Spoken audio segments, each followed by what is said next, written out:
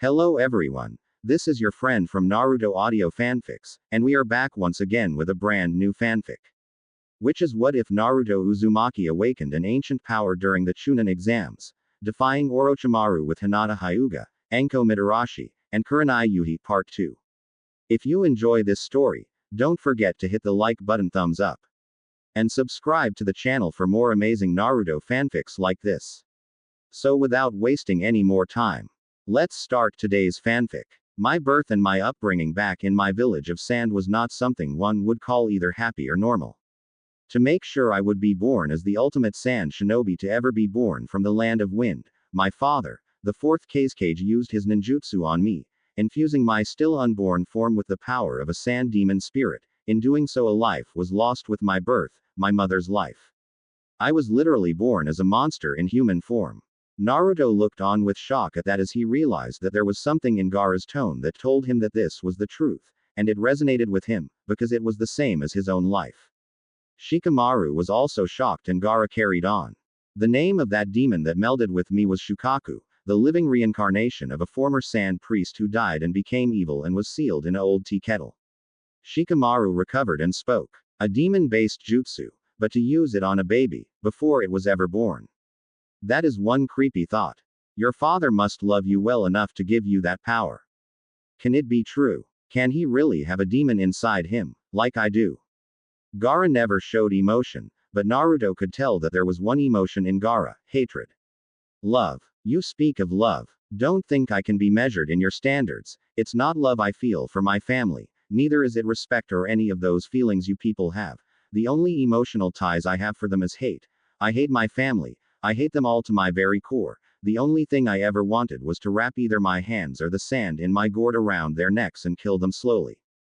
Given life by the death of my mother, I was nurtured to be the salvation of the sand village. My father taught me all the secrets of the ninja at a young age, and I was treated well enough, pampered and protected and left to my own devices, and for a time, I thought it was love, but that was only the beginning of everything. What the heck are you talking about?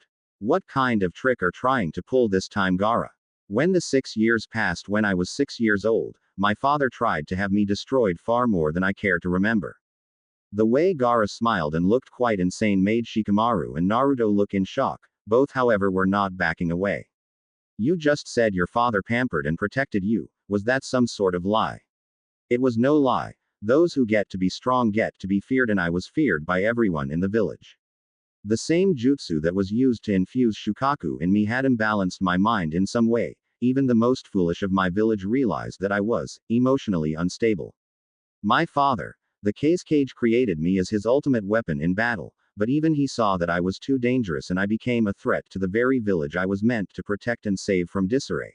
When I was 6, I became a figure of terror to everyone, and in their eyes, I was nothing more than a relic of the past they wanted gone. I was a living monument to their sins that they wanted destroyed.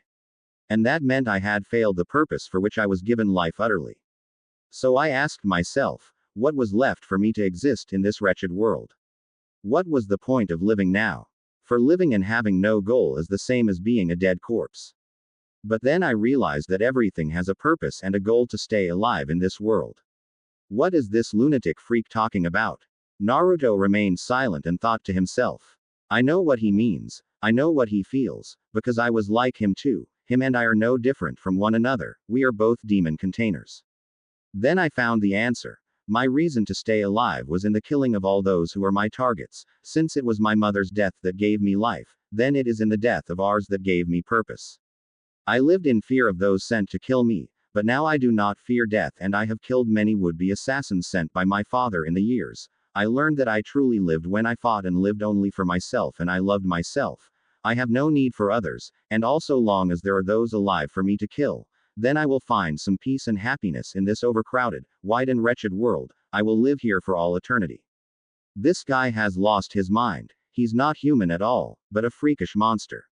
I was alone like him. I had no idea why I was alive, until Iruka-sensei came, and then saw me for me, not for the Kyuubi. He gave me a reason for living. Then I met the old man, Kakashi-sensei, Sakura-chan, and even Sasuke, but Gaara, he had no one, and those who could have helped him turned on him. He had to find his reason to stay living on his own, but he came up with this: to kill in order to live. Could I have become like him if it hadn't been for Iruka-sensei being there? Could I have been like Gaara too? We're so different, but we're close to being the same. We're literally brothers in a sense. Naruto. Damn it all. Not now. This is a drag. The reason for that was the sand suddenly came to life, and despite Gaara being pinned down by Shikamaru's jutsu, the sand came right at them as Naruto was frozen stiff by what he heard and how much the same he and Gaara were.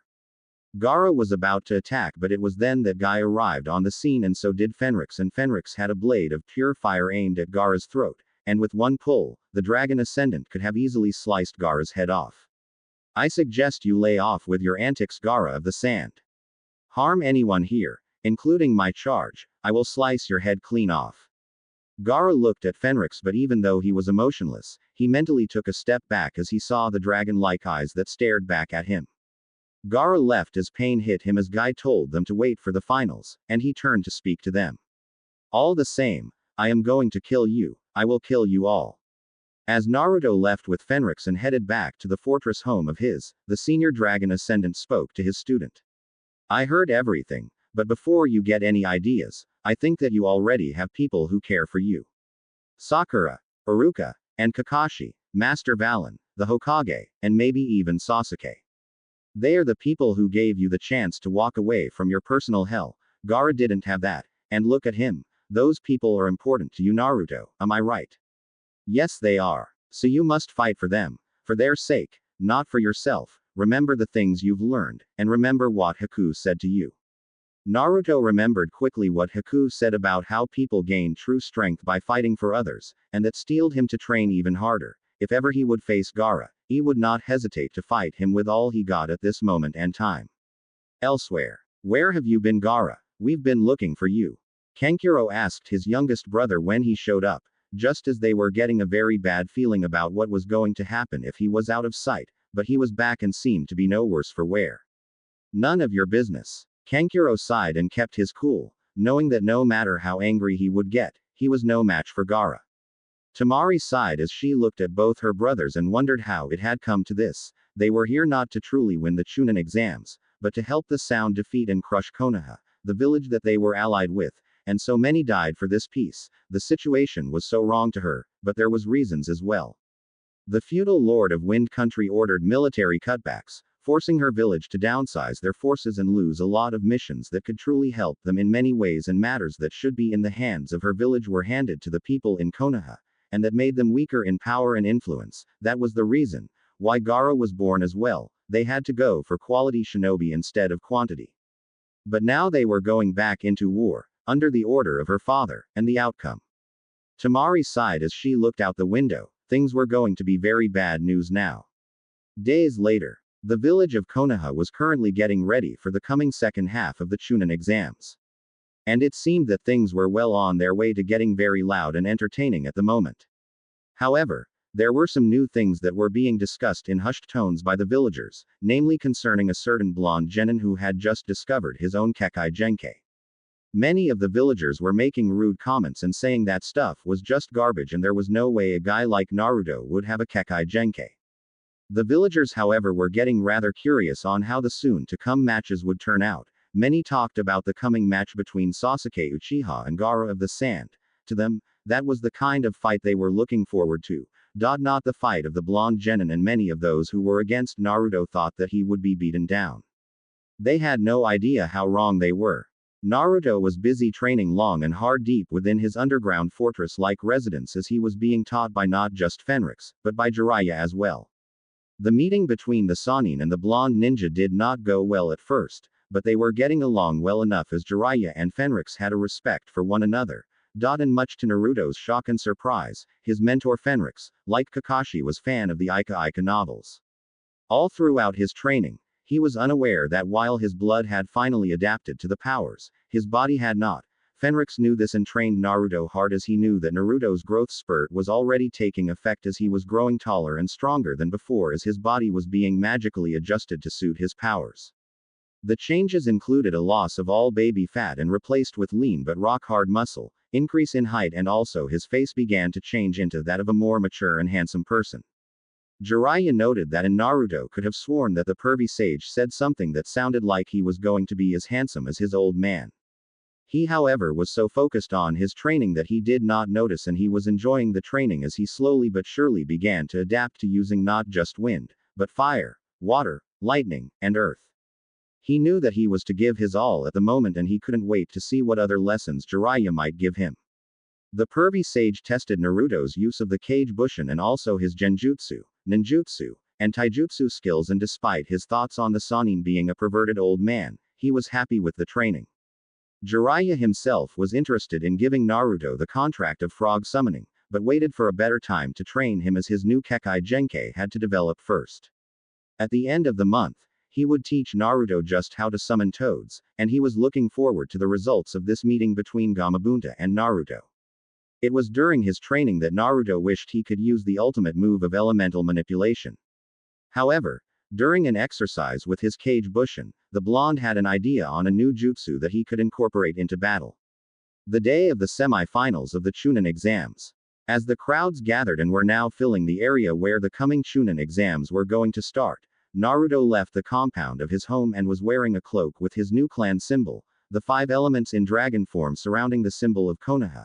He decided to pay a visit to the old training ground, ignoring some of the comments heading at his direction, namely sent by young women. As he arrived there, he was surprised to see none other than Hinata herself. He was not expecting her here, but he decided to call her attention. Hinata. Hinata turned and she blushed bright red as she found herself looking at a very handsome young man with deep blue eyes and deep blonde hair that resembled the color of gold, wheat in the sun itself. She felt her heart race and wondered just who was before her. Who are you? How do you know my name? It's me, Naruto. Naruto. Is that you? Yep. But it can't be. I mean. Why? Do I look ugly or something?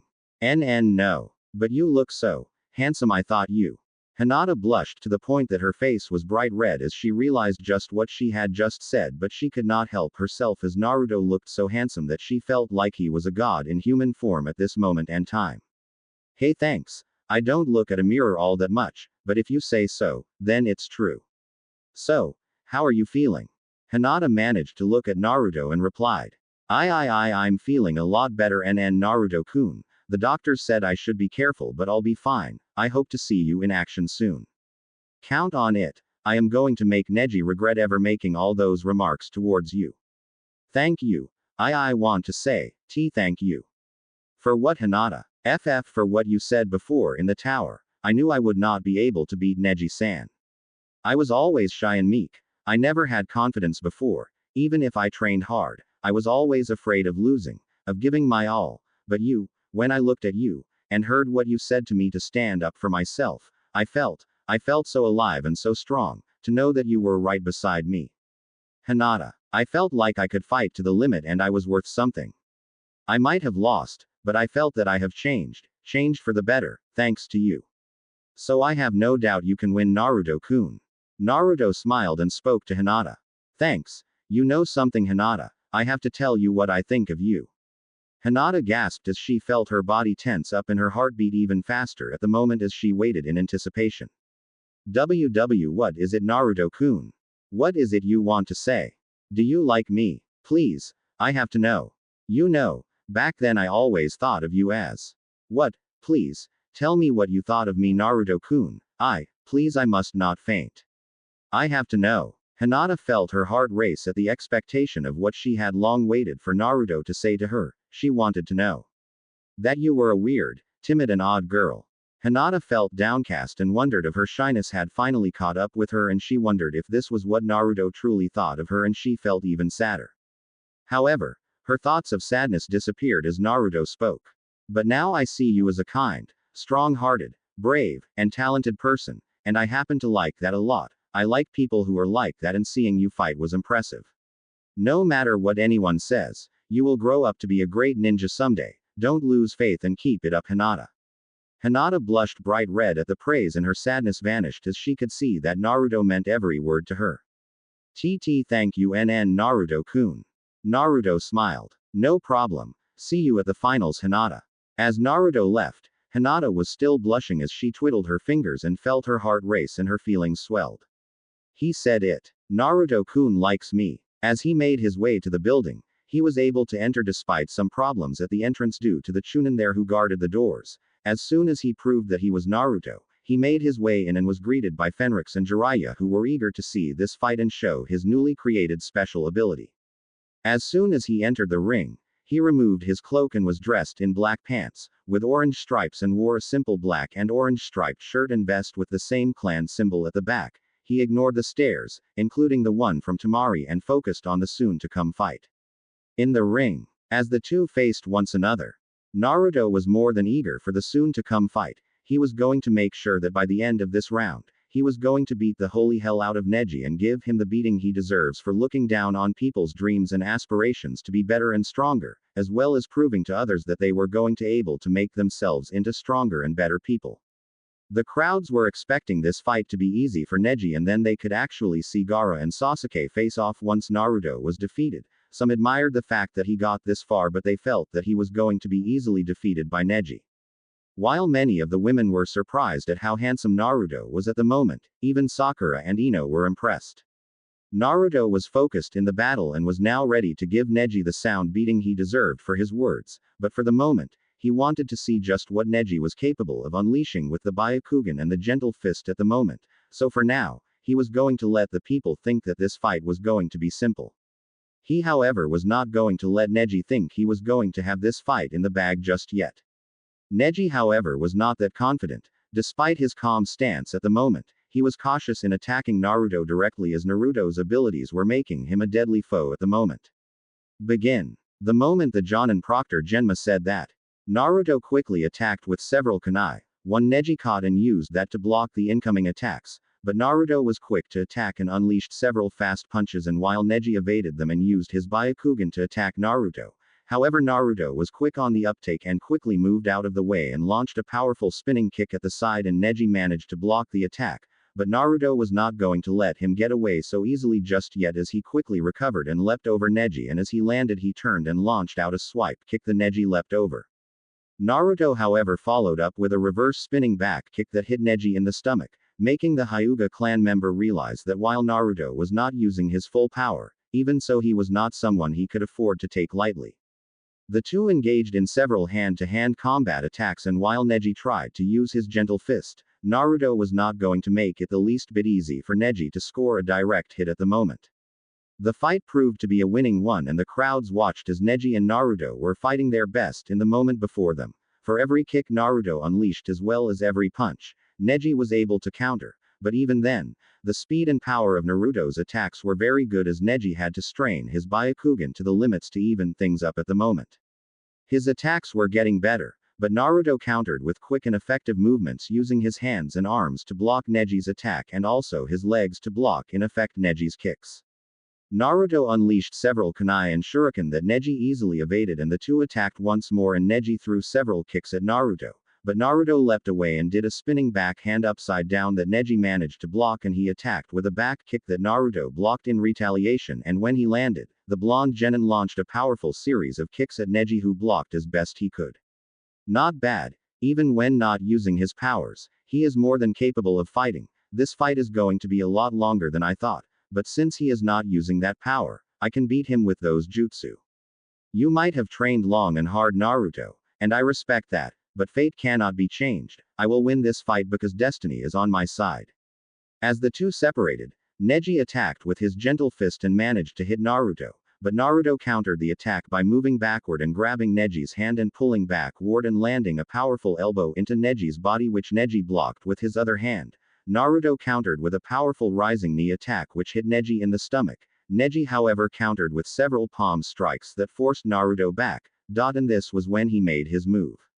Hakusho Kaden. Neji rotated his body and unleashed a powerful sphere that knocked Naruto back, and as soon as Naruto recovered, Neji was not going to finish as he attacked with yet another Hyuga clan special attack. Hiashi was impressed and saw how Neji was able to use such techniques that were never taught to him due to being a branch family member. His daughter Hanabi thought the very same thing, as well as her cousin was proving to be a lot better than she thought, but she too was impressed by Naruto's moves, but the second move seemed to guarantee Neji's victory. Hake Rokujuyan Show. Naruto got hit so many times that it seemed that he was going to be knocked out, and Naruto moved down to his knees, and Neji couldn't help but be impressed at how Naruto fought. He had managed to pull out several hits and the two Hyuga clan moves, and now it seemed that he would win in the end. You fought well, Naruto-san, but you have lost. What makes you so sure? Accept it. I don't know why you didn't use that ability you showed before in the preliminaries, but now without your chakra, you can't use it at all. Fate is unchanging and losers cannot be able to change, that is the will of fate. Screw that fate and destiny crap. What makes you think that is all true anyway? You really want to know? Very well, take me for example. What are you talking about this time? Neji then removes the Konoha forehead protector, and there on his forehead was a seal in the shape of an X. Naruto looked at it as Neji spoke. I had this disgusting mark on me when I was merely 4 years old, and so did my father Hisashi since his own birth. My father was born after Hinata's own father Hiashi, and as clan laws dictated, he was relegated to be a member of the branch family.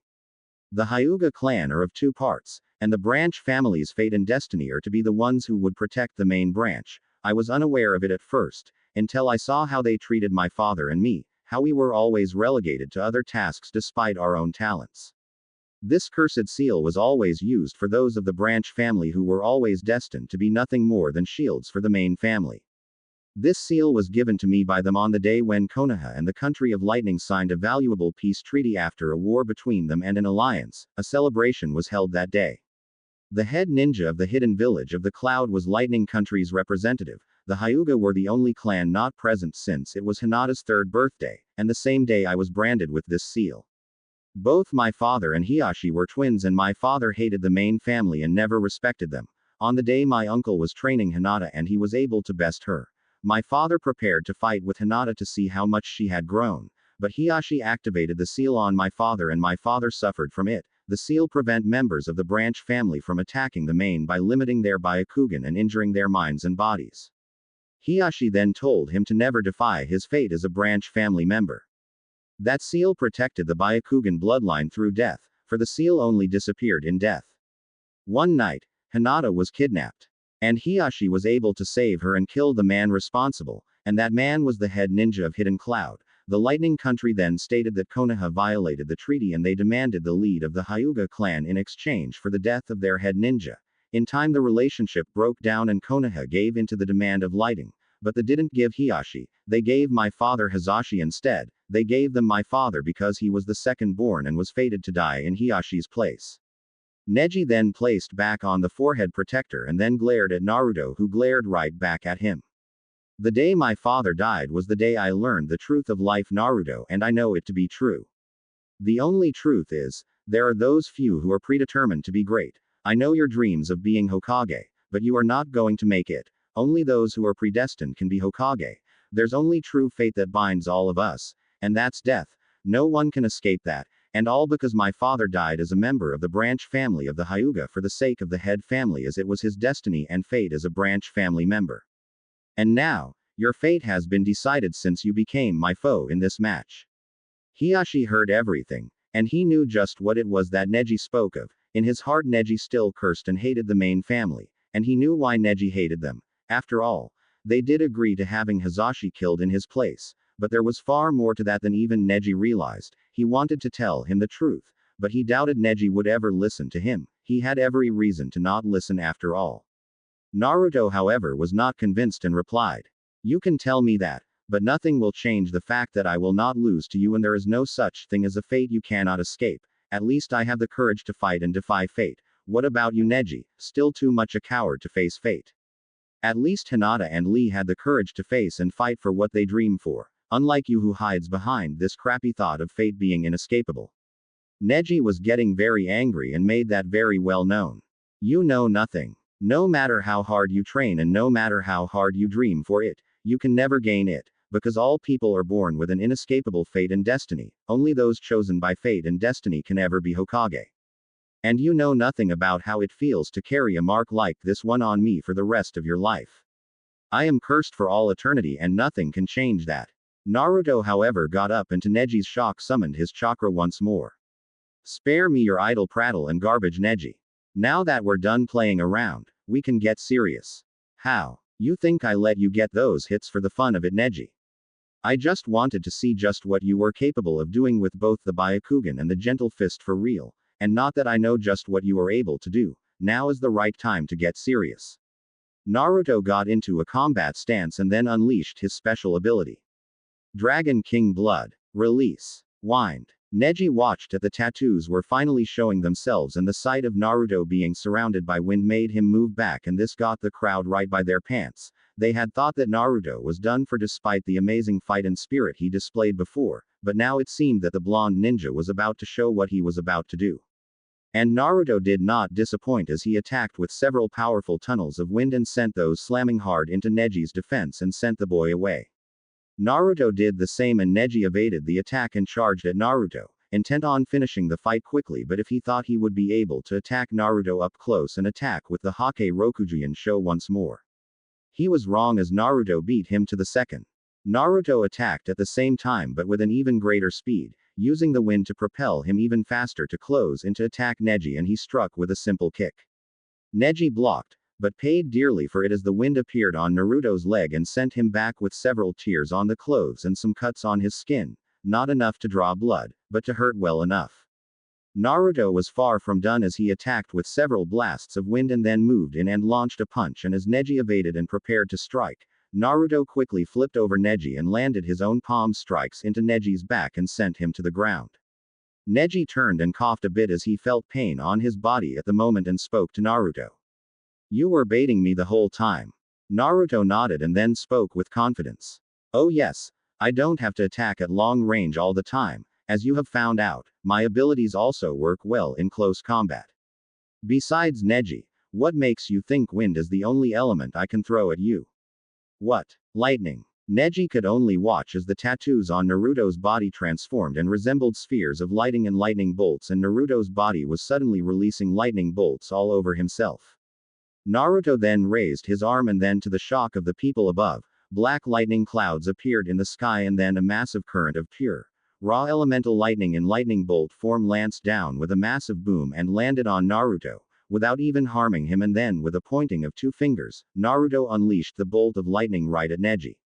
Neji managed to roll away, and he couldn't help but feel his nerves tingle and his skin seemed to be alive, as even though he had evaded the strike, the very air was filled with lightning even as the clouds above vanished as quickly as they came. Naruto decided to taunt Neji the same way he taunted Hinata to give him a taste of his own medicine. "You want to try that gentle fist of yours on me again, Neji? Let me show you just how bad an idea that is." Naruto did so, or he was covered in an aura of pure lightning like a suit of elemental armor, and he spoke once more.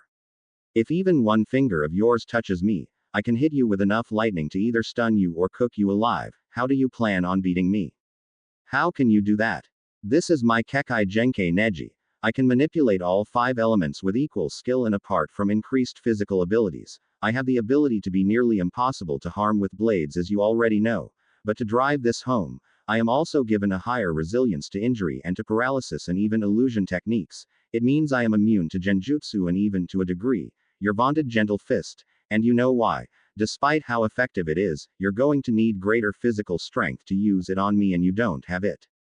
And that makes your chosen fighting style useless on me. But mine is more than a match for yours." Neji was stunned, and so was everyone else in the ring. Naruto, however, was not going to give up yet as he attacked and dropped his lightning aura and attacked with his taijutsu and revealed another frightening aspect of his powers to Neji as his punch landed on Neji. As Neji was still unable to fight back, he screamed in shock as he was hit by bolts of lightning that quickly stunned him, and he was able to move back. "This is not good. He's able to stun me with just a single punch and I can't attack him. I have to do something fast."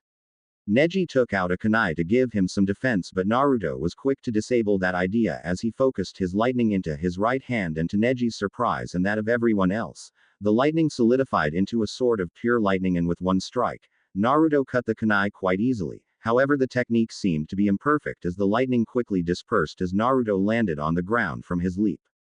The Hyuga member managed to keep his distance but was treated to yet another surprise as Naruto merely shouted another command. "Water." The tattoos on Naruto's body shifted once more at the command and resembled streams, rivers, and waves of blue color, and Naruto was now using water as spheres of liquid were there on his hands, and he then unleashed from the air itself a massive wave of pure water that slammed hard into Neji, drenching him and sending him flying. Neji barely got to his feet as Naruto attacked, and while Neji tried to use a sweep kick to knock Naruto down, the blonde ninja kicked upward and Neji watched as a whip of pure hard water smacked him right in the face and sent him flying to the other side. He got up and looked to see Naruto smiling the whole time. Naruto was enjoying this fight greatly and planned to show off even more of his abilities in combat. He finally decided to unleash yet another element. Earth. Neji looked as Naruto's tattoos morphed once more to take the form of fissures, hills, mountains, and the brown-green color of earth, and then he moved away as Naruto unleashed several walls of pure earth from the ground with a mere gesture from his hands, and he sent the walls at Neji. Neji managed to evade the attacks, but he was not given a respite as Naruto attacked with and unleashed a powerful trio of waves made of earth to imbalance Neji, and he landed several kicks to Neji and knocked him back. Fire. Naruto's tattoos now resembled flame and was of a deeper red color, and he unleashed spinning whips of flame at Neji, and Neji got his leg burned a bit and he gritted at the pain and managed to roll away as Naruto unleashed several waves of fire by doing the same move as he had done with lightning and fired a trio of tongues of flame at Neji. Neji then realized that Naruto could only use one element at a time, and he calmed himself and tried to find a way to beat Naruto hard. But he was also cautious. He knew that he would have to find some way of hitting Naruto's body hard enough to use the signature Hake Rokujuin show once more. In the crowd. Damn. I hate to say it, but that was way cool. Kiba said, and Akamaru barked in agreement, while Hinata was utterly impressed by how things were turning out. Naruto-kun, you are so amazing. That was, man, I never knew Naruto would get this good in a month. Sakura had to agree with Ino as the two looked on as Naruto was thrashing Neji around like a dog would maul a chew toy. Neji is getting really hurt. Man, this Naruto is really pouring it on. Tenten hated to admit this. But it seemed that Neji had picked a foe that his Byakugan and Gentle Fist was useless against. Seeing Naruto manipulate wind got her worried at first, but she knew Neji's special move could counter that. But when Naruto unleashed his power over lightning and now water, her thoughts began to change. Hiashi could only look on in growing amazement as Naruto was busy pounding the very life out of Neji. Seeing Naruto stand up to the Hakusho Kaden and the Hake Rokujuin show without ill effect was surprising, but this was something else entirely. The Chuunin were speaking rapidly to one another, and the Jonin were also talking with one another as they saw the power Naruto was displaying at the moment. The villagers were also chatting, but many were hooked at this fight at the moment. A masked Anbu couldn't help but look on at the sight before him. How the heck did he do that? Only the Nadaime was capable of using water jutsu without a water source. One of the Anbu said as he and his companions looked on. The captain, however, replied, "That was no water jutsu. He is using water differently. He did not use any hand seals, and I think, no matter how crazy this sounds, he was able to pull water from the air itself." In the Hokage's viewing area, Sarutobi couldn't help but smile at the sight. Naruto had gone far even though he had only a month's worth of training. Who is this young man? Sarutobi turned to the Kazekage and replied. Naruto Uzumaki, who has an amazing Kekai Genkai, and despite his tender age, is head of his own clan here in Konoha. You saw his new clan symbol of 5 dragons surrounding the Konoha symbol.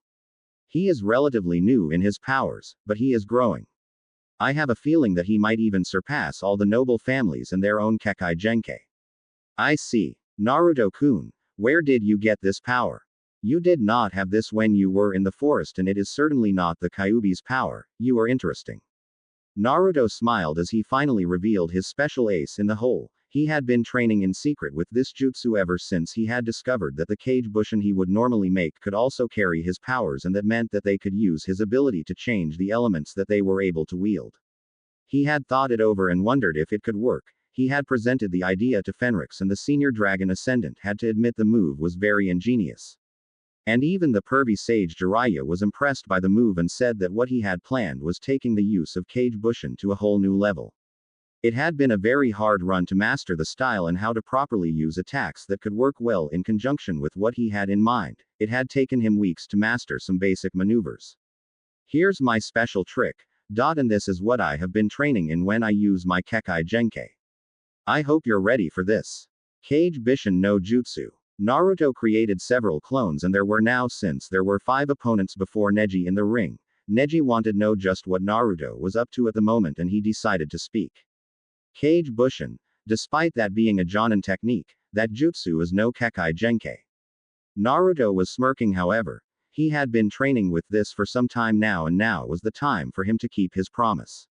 No, not on its own, but the Kage Bushin are my aids.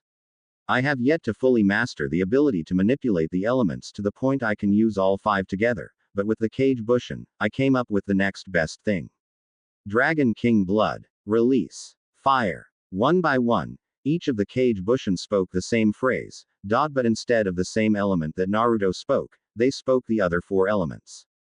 Dragon King Blood. Release. Wind. Dragon King Blood. Release. Earth. Dragon King Blood. Release. Water. Dragon King Blood. Release. Lighting.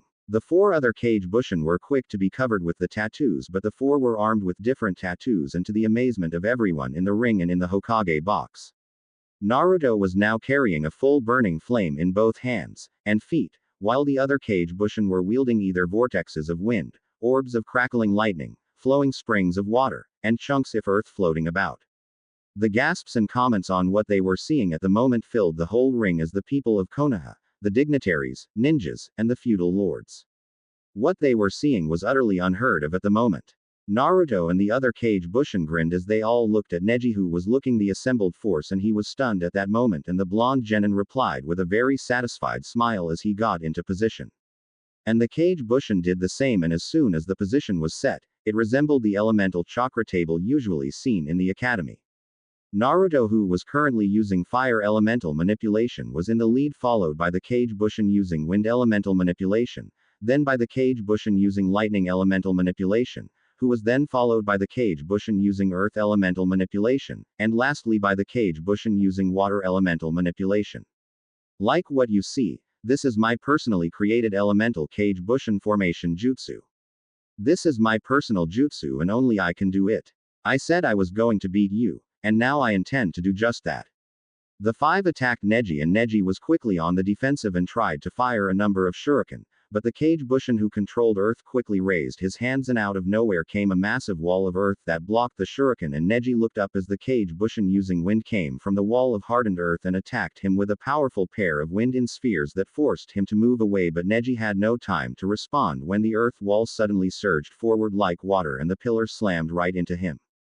Ugh. Neji used his arms to block, but he was sent back as a flat pillar of earth slammed hard into him and forced him hack. Neji had no time to relax just yet as another Kage Bushin came right at him with a pair of shuriken, and he was able to evade them.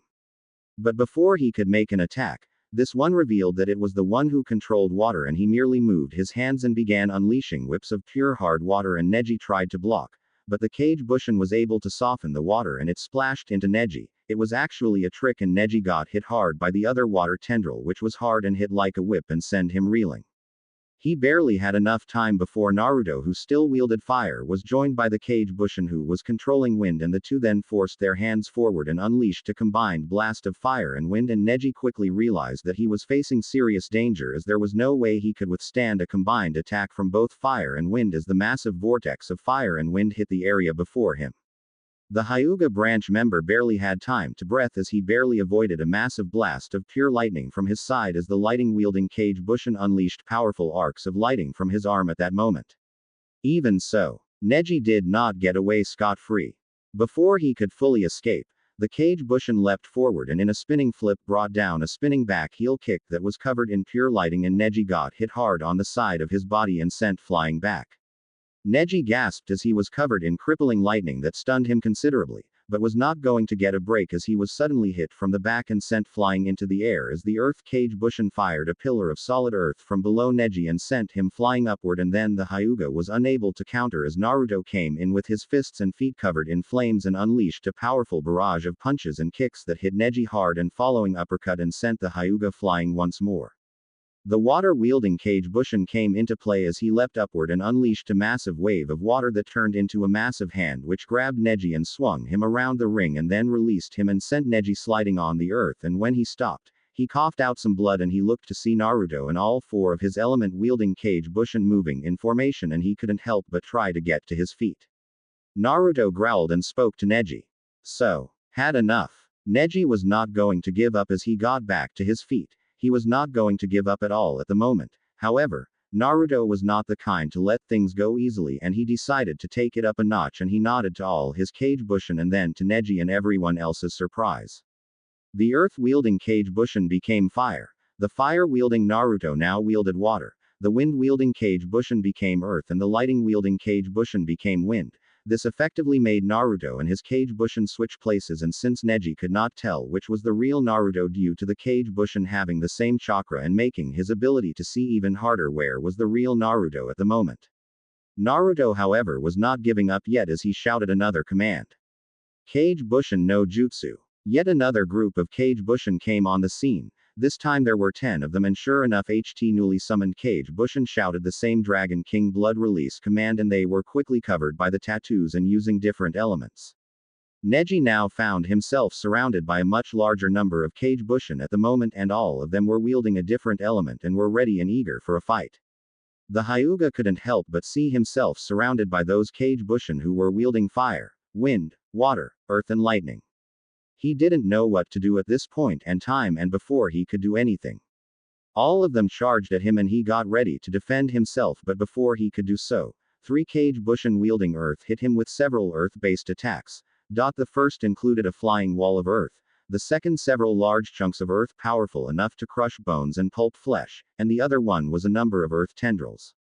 Neji managed to evade most of them, but his injuries made his reaction time even slower as he was hit by a part of the wall and sent rolling back as the 3 wind-wielding Kage Bushin attacked in tandem, and he was sent flying into the sky with a pillar of wind, and Neji was thrashed about, left and right, and then 3 Kage Bushin wielding water moved upward, being able to fly with the use of water to propel them upwards, and then all 3 unleashed a powerful wall of water that slammed hard into Neji and sent him down to the ground.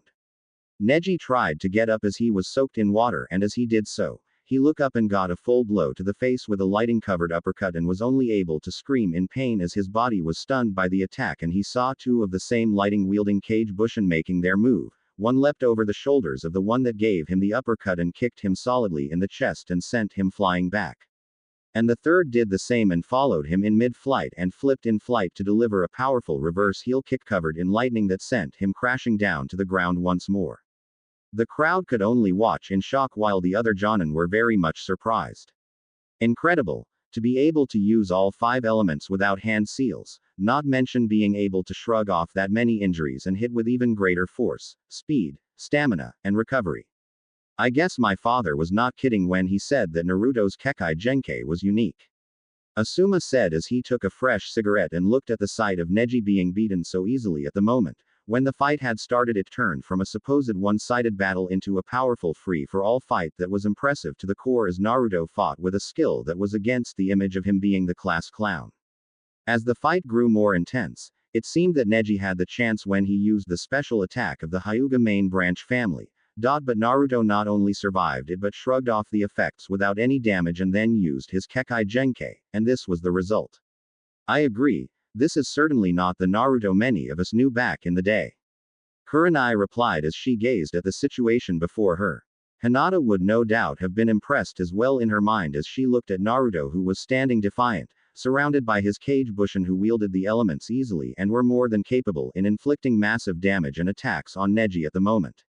She was impressed by the way Naruto had fought with Neji and wondered just what sort of training had he been undergoing for the past month to be at this level of ability. This was on Kekkei Genkai that in her mind was proving to give even the noble Hyuga clan's Kekkei Genkai a beating. The other Chuunin and Jonin were also impressed. At the rate this fight was turning out, Naruto was proving to be more than a match for Neji. If Neji attacked, he would be able to cut or hit Naruto hard enough due to the fact that Naruto's body is a lot harder than normal and was a lot stronger, and Naruto could use the elements as shields to protect himself in combat, further adding a high degree of ability for the blonde genin. His attacks were also deadly as since his Kekkei Genkai allowed him to control elements without hand seals and without harming him, this allowed him to use the elements to further increase his combat damage, and the results were obvious with some of Naruto's attacks on Neji, namely the ones where his arms and legs were covered in lightning, as attacks from that had a stunning effect on Neji's body as the energy sent his nerves on haywire, and even forced Neji to stop using the Byakugan. Hiashi himself was very much surprised by the results. Like all the clan heads, he had balked at the idea of Naruto being the head of his own clan, as such a thing has never happened before in so many years, and he too did not like Naruto all that much, as he too was familiar with Naruto's dark secret. Hiashi also knew of his daughter's long-time crush on Naruto for some time, as despite his attitude towards Hinata he did keep tabs on her. When he found out that she was attracted to Naruto he was displeased but made no move to stop it, hearing as Hinata would train her best to get not just his approval, but Naruto's own approval and recognition as well. Now that he saw Naruto's Kekkei Genkai in action against Neji, he couldn't help but feel a bit threatened. This ability was totally unheard of. This Kekkei Genkai descended from the blood some mythical creature that supposedly visited their village and granted its power to Naruto and many of the clan heads and the ninja. Many of them thought of it as something that would be nothing more than a jutsu. But after all he had seen, this was different. Naruto wasted no time and quickly closed the distance, and so did all 14 of his Kage Bushin. Neji decided to take one last shot at defeating Naruto, but that was not going to work as all the Kage Bushin vanished instantly. What? Neji tried to react at that moment, but he was too late, as the real Naruto, who had secretly burrowed his way underground with the use of earth, making a 15th Kage Bushin to take his place, and had been able to evade the Byakugan, and as soon as he leapt out, he unleashed a powerful right hook that finally sent Neji flying, and then he flipped and attacked the reverse spinning heel kick that hit Neji right in the head, and that was enough to send Neji to the ground, hitting the ground with a bang as he coughed out blood. The real Naruto glared and was far from done as he lifted Neji by the neck, and he began to choke the Hyuga clan member and glared at him and ready to fist. You tried to kill Hinata with one strike. I think I should give you same experience to be fair, now die. Genma tried to move in, but seeing how Naruto had easily demolished Neji, he was more cautious. Hiashi looked on and felt worried as he was about to see Neji be killed. Neji couldn't help but feel that this was the end. But in truth, Naruto stopped his fist a mere inch from Neji's face and he pulled it back and spoke. Do you apologize? What? I said I was going to beat an apology out of you for those comments you aimed at Hinata and to those whose dreams you tried to talk down, and now that you can barely stand I suggest you give me the apology I asked for. Come on Neji, it's not that hard, is it? Or are you too proud to say those words? Pride means nothing here, your life is my hands at this moment. How does it feel to know your life now hangs in the hand of one who used to be a failure? Naruto then released Neji and spoke to him as Neji to the ground. Do you know how many times I failed the graduation exams? Neji looked at Naruto, who glared back at him, and the blonde continued. I failed many times, and all because the one jutsu I couldn't master was the Bushin jutsu. Weird, isn't it? I am able to make as many Kage Bushin that I want, but I couldn't even make one Bushin back in the academy. Let me tell you something, Neji, you think I don't know what it means to carry a mark for the rest of your life. I do. I carry a burden that I have to live with for the rest of my days, but unlike you, I don't accept the fate handed down to me. Do you think you know the pain and grief of being cursed? You know nothing. You don't know what it feels like to know that every time you turn your back, people call you a monster, demon, idiot, and worse. You don't know how it feels to have them look at you as if they wished you were never even born.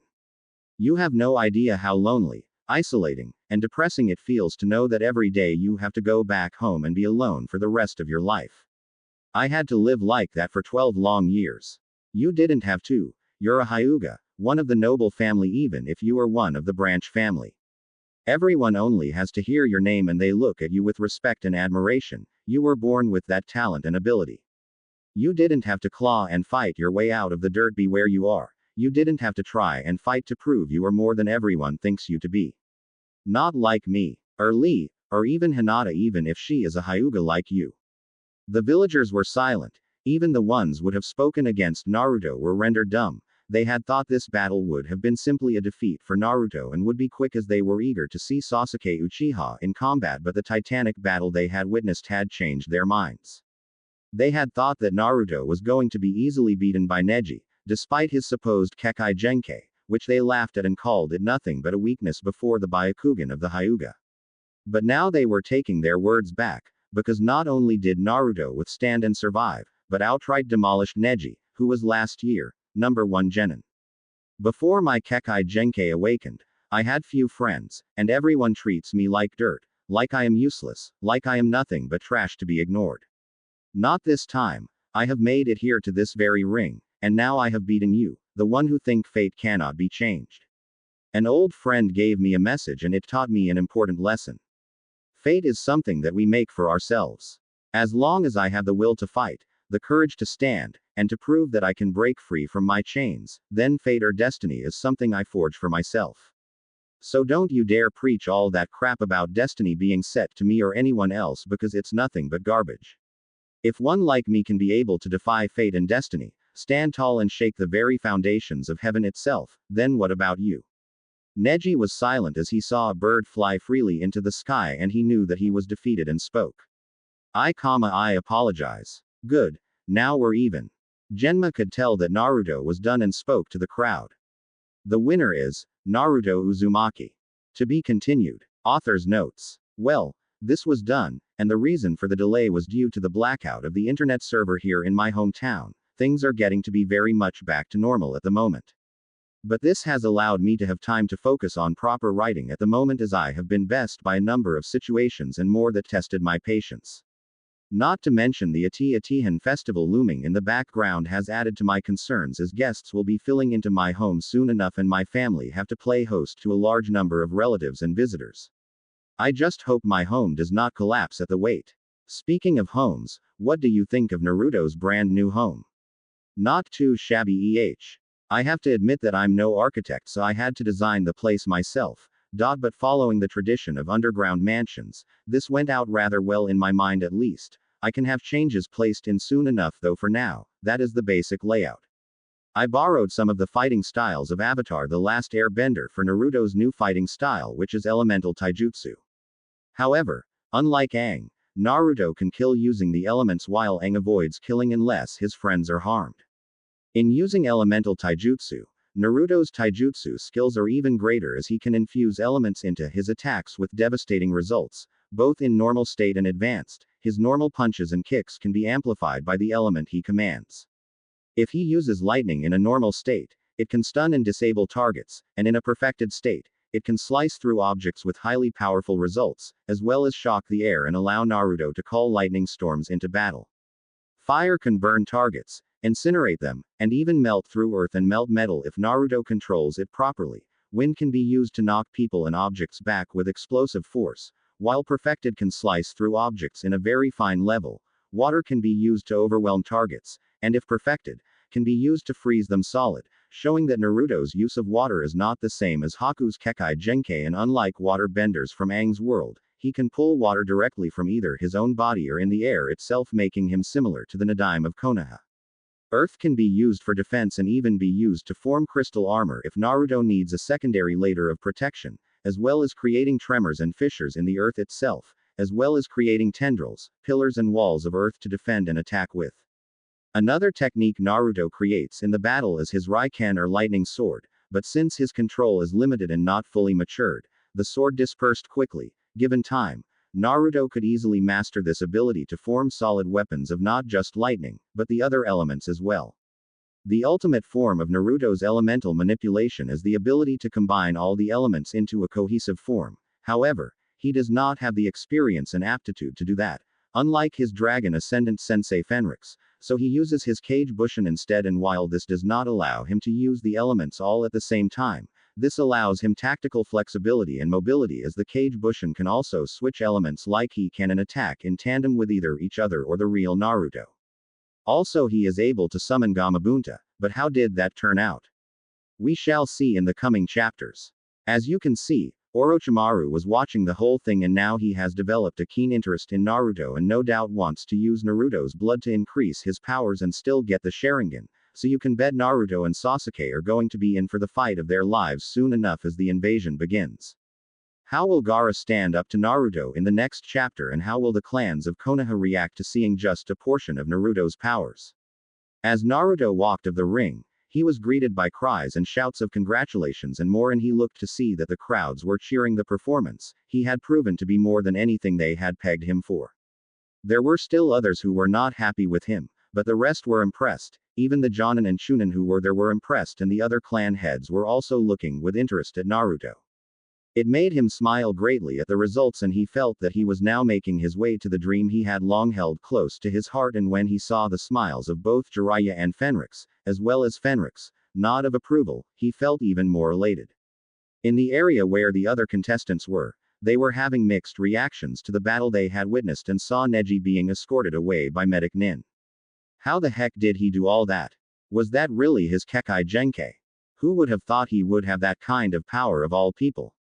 Fenrix heard the murmurs quite easily and laughed a bit to himself in good jest, and then directed his attention to his ward and student. He was very impressed with the way Naruto was able to offset his weakness at being unable to harmoniously combine the elements he commanded, and how to use it to give him a very lethal and flexible tactical advantage in a fight. Not bad. Not bad at all. Jiraiya had to agree, and then he got serious and spoke to the two of them. All right. I have a feeling Orochimaru had seen this and he will be very interested in getting his plans underway. You two will have to do what you can so we have time to prepare. I'll do talk with the Hokage and get things underway. You guys get ready for anything. Right. With that out of the way for the time being, Jiraiya left and both Fenrix and Naruto moved to the viewing box for the other participants. Fenrix and Naruto stopped when the two of them heard someone call out to the two of them, and it was a certain young female voice. NN Naruto-kun. Sakura couldn't help but feel something different in herself at the moment as she looked at Naruto, who was walking with a triumphant smile on his face. She had recalled his never say die attitude, that and coupled with his newfound powers, meant that he was not going to the very same young kid she knew back then, not this time. She heard the reactions of the crowd, namely by the younger females her or above her age. He's certainly different. No kidding. And he's gorgeous. I hope he won't mind if I ask to join his clan soon. Ino likewise had heard the rumors and turned to Sakura and asked the pink-haired teammate of Naruto if what she heard about Naruto being the head of his own clan was true. Hey, is it really true that Naruto's head of his own clan? Sakura nodded a bit as she knew that according to Konoha law, a Kekai Genkai user must be the head of the clan. It had been that way since the Hyuga and the Uchiha clans had existed in Konoha's history. Naruto's Kekai Genkai was very powerful, and since he was the only known user of the style, it would make sense that he would be head of his own clan. I think so. Why do you ask? I think that would mean that he would have to find a wife in order to make that clan grow. I can wager a bet that he's going to be very busy once all this is over. That and the fact he's changed is certainly going to make him very popular. Sakura had to admit that Ino had a point there, and she couldn't help but witness how Naruto was moving about and bathing in the cheers and shouts. She couldn't help but feel some envy as she realized that compared to Sasuke and Naruto, she had little to offer the team she was with, but she was quick to relax and remember that she still had some good enough skills to place to good use. She then wondered just where was Sasuke and Kakashi at the moment. They should have been here already, and that made her very worried.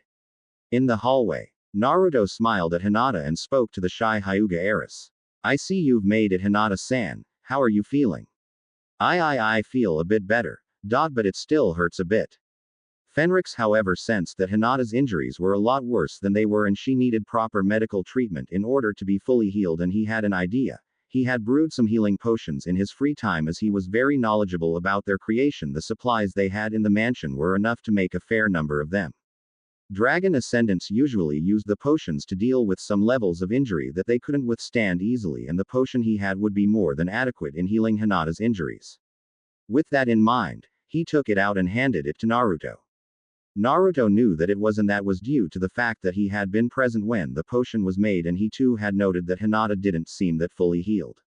Naruto looked at the potion handed to him by Fenrix to give to Hinata, and he looked at his mentor, and after seeing Fenrix give a smile, he nodded and gave the potion to Hinata. The potion was specially made as apart from training in the martial arts, as well as elemental manipulation. The senior Dragon Ascendant taught his student the art of potion making and provided him with the basic understanding of making special potions for healing, and this potion was known as the Spirit of Life. The potion resembled something that was deep red in color and comprised of a mixture of powerful herbs and liquids that the senior ascendant knew were good for healing major wounds, as he could see that Hinata had been badly injured and required the potion's powers at the moment, and since Naruto's work was good enough for this kind of injury, there was nothing wrong with him giving it to Hinata. Hinata took the large vial and wondered just what was inside of it. What is this, Naruto-kun? It'll help with your injuries, Hinata. Don't worry, it's perfectly safe. Hinata nodded and removed the stopper and took a drink of the liquid and finished it. It had a sharp but pleasant taste and seemed to let some form of warmth flow through her body at the moment. And to her amazement, the wounds in her body have fully healed and she was back to being fit and strong again. The Hyuga heiress smiled and sighed as she spoke to Naruto. Thank you so much Naruto-kun, I feel much better. Naruto smiled at that and replied. No problem. Hinata couldn't help but feel very happy with herself and with Naruto. Not only had he defeated Neji with his own Kekai Genkai, but he was being recognized by the village in a more positive light. And it showed as Naruto was very happy and it made her feel very happy for him even more. She then wondered if he wouldn't mind. Ah, what am I thinking? The Hyuga heiress blushed bright red at the thought she suddenly had in her mind. She had wanted to ask him if he was going to be able to be free this afternoon after the finals. The young woman wondered where those thoughts had come from and she was able to calm herself before she did something totally embarrassing. She also couldn't help but have a thought on asking Naruto if he was really going to be ahead of his own clan. She had heard the rumors and it made her very curious. Hinata was educated in many things and was very familiar with the law requiring that a clan head must have a wife in order to start up a clan, and she began to think. No, I can't do that. I'm still too young. And I don't think my father would approve, but still, oh, if Naruto-kun asked me to be his wife, it would. Hinata was so deep in her thoughts that she was not aware that Naruto was walking towards her and he was very concerned as to why Hinata was blushing so hard and wondered if she had a fever. Hey, Hinata, you all right? You have a fever or something? The moment Hinata realized that Naruto was right next to her and touching her forehead, she blushed to the point her face was glowing like a red-colored light bulb in the dark and she fainted right away, allowing Naruto to catch her. Hinata, are you all right? Say something. Fenrix laughed a bit at the sight and he couldn't help but look on as Naruto tried his best to wake Hinata up. He had observed Hinata for a very long time and he knew just how much of a deep affection the young woman had for his charge and how much she liked him and sought his attention. Fenrix had been amused by this fact and saw the way Hinata looked at Naruto and he had to admit that Hinata certainly was different, to be among the few who was deeply attracted to Naruto and not to Sasuke. The fact that she was the heiress to the Hyuga clan made her a viable candidate for Naruto to take as a bride to build his own clan. But that was something that only her father could decide. He had studied the history of the Hyuga clan, he knew about the division between the branch family and the head family, and through that, he knew of the issue Hinata's cousin Neji had with the head family. He knew about the fact that Hiyashi's brother Hisashi had always despised the head family, and he knew about the events that led to Neji becoming bitter towards the head family. He knew that long ago, a ninja from the land of lightning had been to Konoha for the signing of a treaty, but in reality, the ninja had been sent to kidnap a member of the Hyuga clan, and it was none other than Hinata. Hiyashi defeated and killed the ninja. The land of lightning was unhappy and demanded Hiyashi's dead body as compensation for the death of their ninja. He knew that the land of lightning was only interested the Byakugan and Hiyashi's body would be the best chance to study it. However, that was when Hisashi died and the death of his father changed Neji, creating his hatred for the head family and his belief that fate could not be changed. However, Fenrix knew that there was more to the story. Hiyashi himself had volunteered to take his brother's place. Back then Hiyashi had been willing to die to prevent another bloody war between Konoha and Kumo, but it was when he was told that Hisashi would take his place as the seal on him would be used to destroy the Byakugan and deny their enemy access to the Byakugan. He knew that Hiyashi did not like the idea, as he knew that Hisashi still had his son Neji and was against it, but Hisashi had said that while he hated the head family, he wanted to save his brother and it was his choice. He knew that Hisashi knew that his death would save Hiyashi and also prevent war and death to befall Konoha again. He also knew that Hisashi had asked Hiyashi to tell Neji the reason why he chose to do what he did, and he regretted that he had only shown his bitterness in front of Neji all his life, and he wanted his son to make his own way in the world. He was aware that Hiyashi had not told Neji the truth of his father's death since he was hoping that Neji would be able to be mentally ready to accept the truth.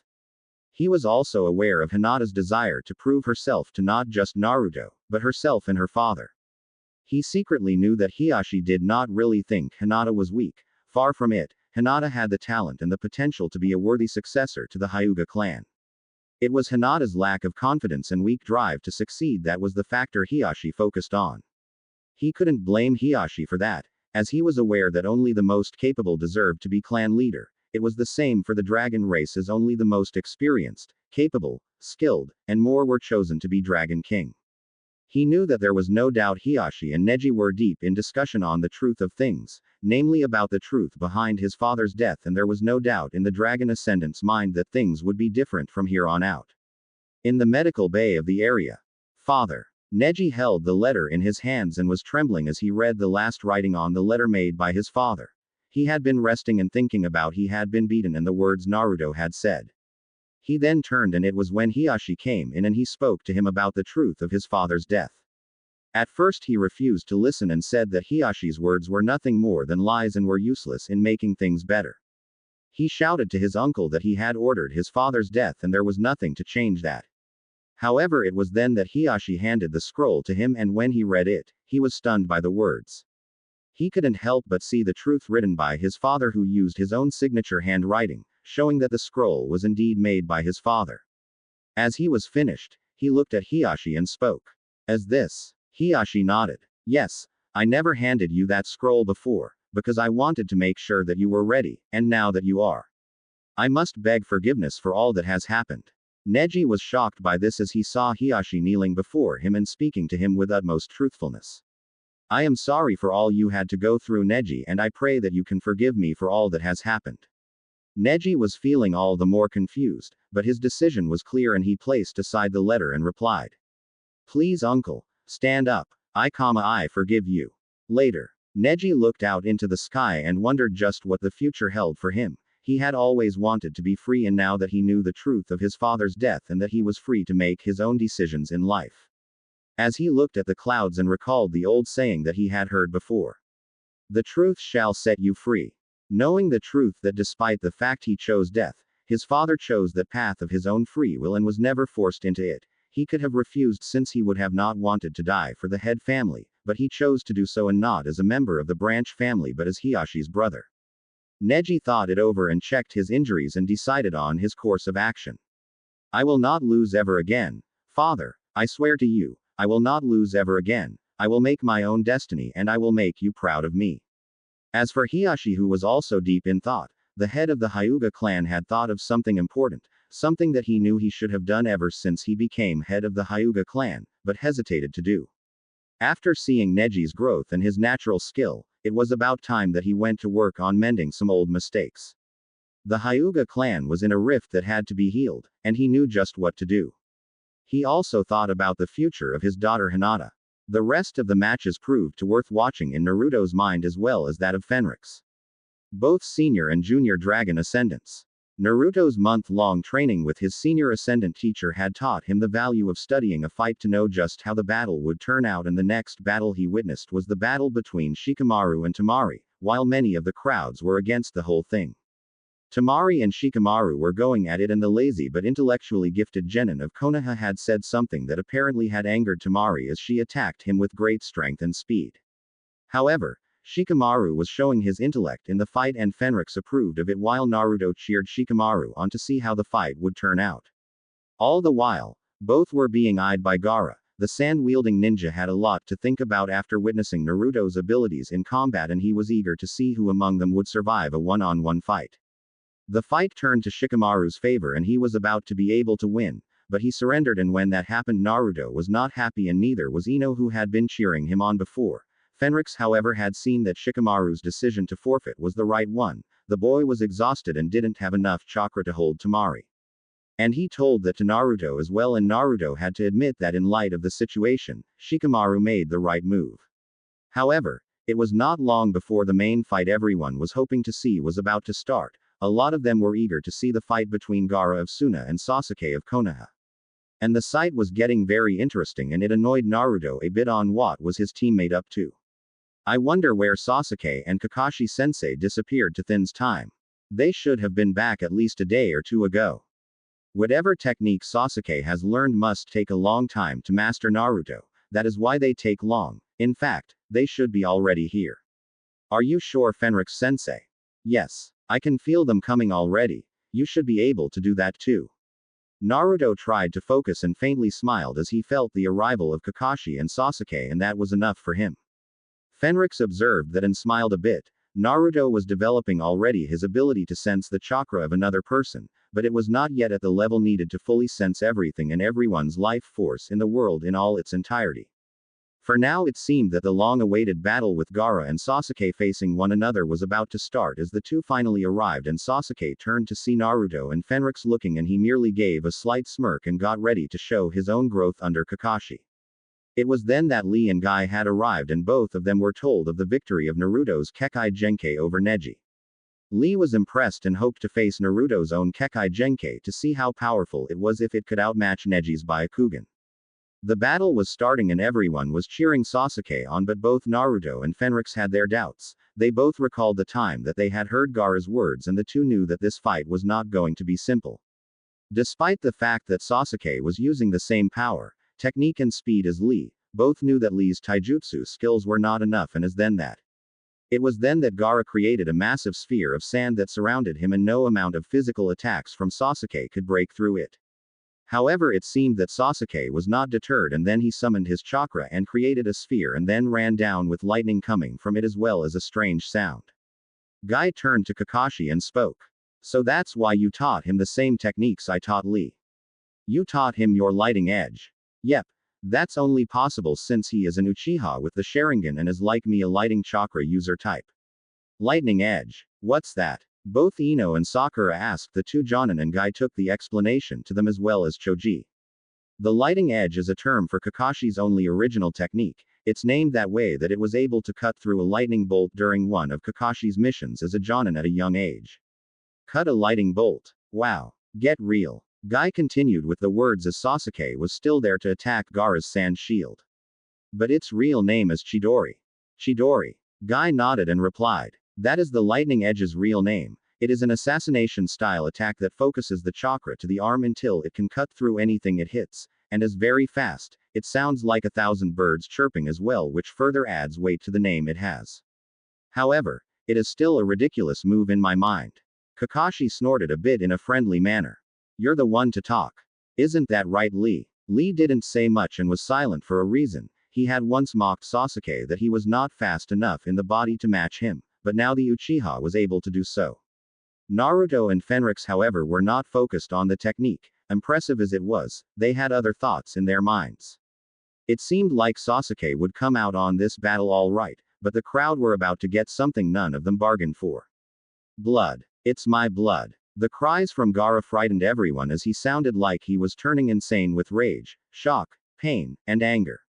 It was then that Sasuke had no choice but to shout in his own pain and use his lightning to free himself as something began to wrap around his arm and he was surprised to see the sand coming around him and he knew that he had to escape fast. Something was not right.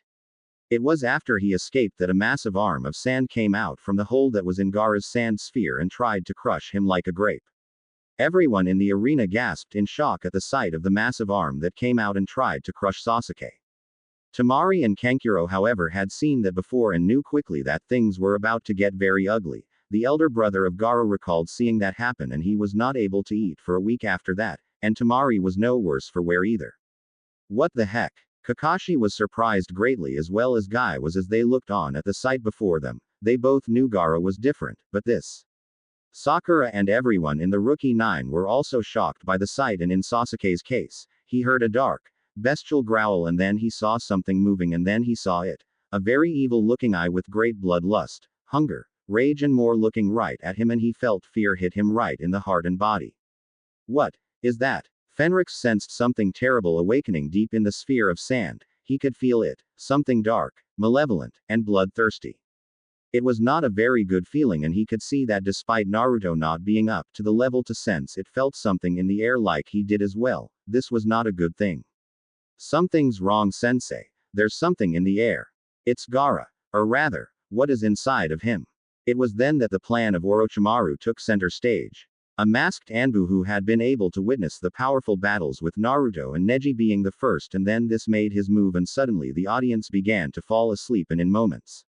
Everyone in the arena were under the genjutsu that the Anbu was casting on them. However, not everyone was caught as several Konoha ninja were able to counter the jutsu, and it was the signal awaited by Orochimaru's forces as hordes of sound and sand ninja began to attack Konoha from the inside and outside. And it was then that a smoke screen covered the Hokage box, and then in moments, the fighting had started. The invasion, despite the snag, had begun. In the ring, Naruto and Fenrix, however, were unaffected by the genjutsu due to the fact that both of them had dragon blood in their veins, which allowed them the ability to resist illusion-based attacks on them, and as soon as they saw the ninja, they leapt into the ring and began to fight them off. Several sound ninja were quickly sent flying back with intense force as Fenrix merely gave a light punch to them, but unlike Naruto, Fenrix could unleash his full strength, and if he had not controlled his blows, it would have sent them flying beyond the ring itself or dying from sheer impact force. Suna and Sound Ninja slamming hard into the walls and other parts of the arena by the two, the senior dragon ascendant moved quickly to his student's side, and the two fought side by side and made their way to where Guy and Kakashi were at that moment. They had been so busy fighting that they were not aware that Sasuke had decided to go after Gaara, Temari and Kankuro when the three siblings had left the arena.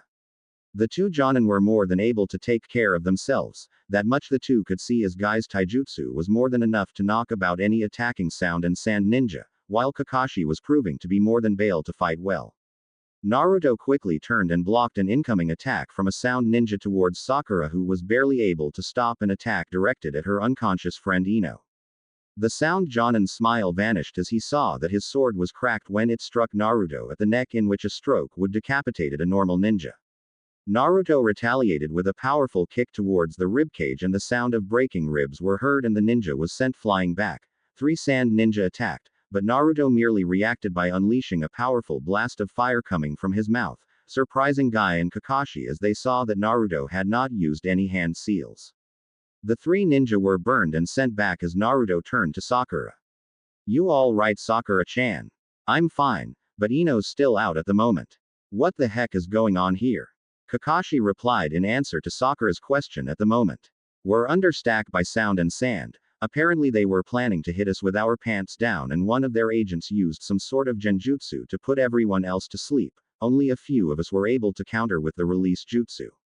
Fenrix then turned and saw what was happening with the Hokage, and he knew just what was going on at this moment and time.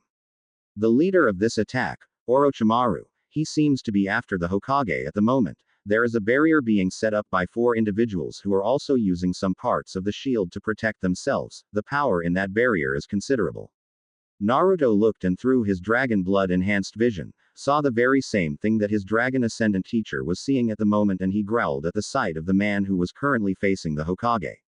He wanted to fight, but he knew that he had to help protect the village. The old man would not have him do anything else. "Damn it, that bastard is behind everything. But I can't let Sasuke fight alone with Gaara, and I can't let the village suffer anymore. What should I do?" Fenrix could see the conversation between the two as they began to fight one another. He was skilled in reading expressions and lips and could tell that despite Orochimaru's confidence in the coming battle, and his age, Sarutobi was intent of rectifying his mistake of letting Orochimaru live once and for all. The senior ascendant wished to aid Sarutobi but knew that doing so would not be wise at the moment, and this was between the two of them, and interfering was a mistake as well. He could see the conflict in Naruto's eyes and actions and replied, "We must trust the Hokage Naruto. He will need us to defend the village, and we need to give the ninja of the village time to organize the defense. Once we are done, we can help in finding Gaara. Now come on." Naruto nodded, and the two of them moved out while Kakashi turned to see Shikamaru and Sakura ready for action. He knew that these two had not worked together before, but he knew that they were going to be helpful in locating Sasuke. Naruto's words about Gaara being unlike anything Sasuke ever faced were proven true when he and the others saw the massive bestial arm of sand that nearly crushed Sasuke's own arm when he used the Chidori on Gaara's sand shield. He had a feeling that Sasuke was not facing a normal ninja, and he began to think about that more carefully. There was only one possible reason. Gaara.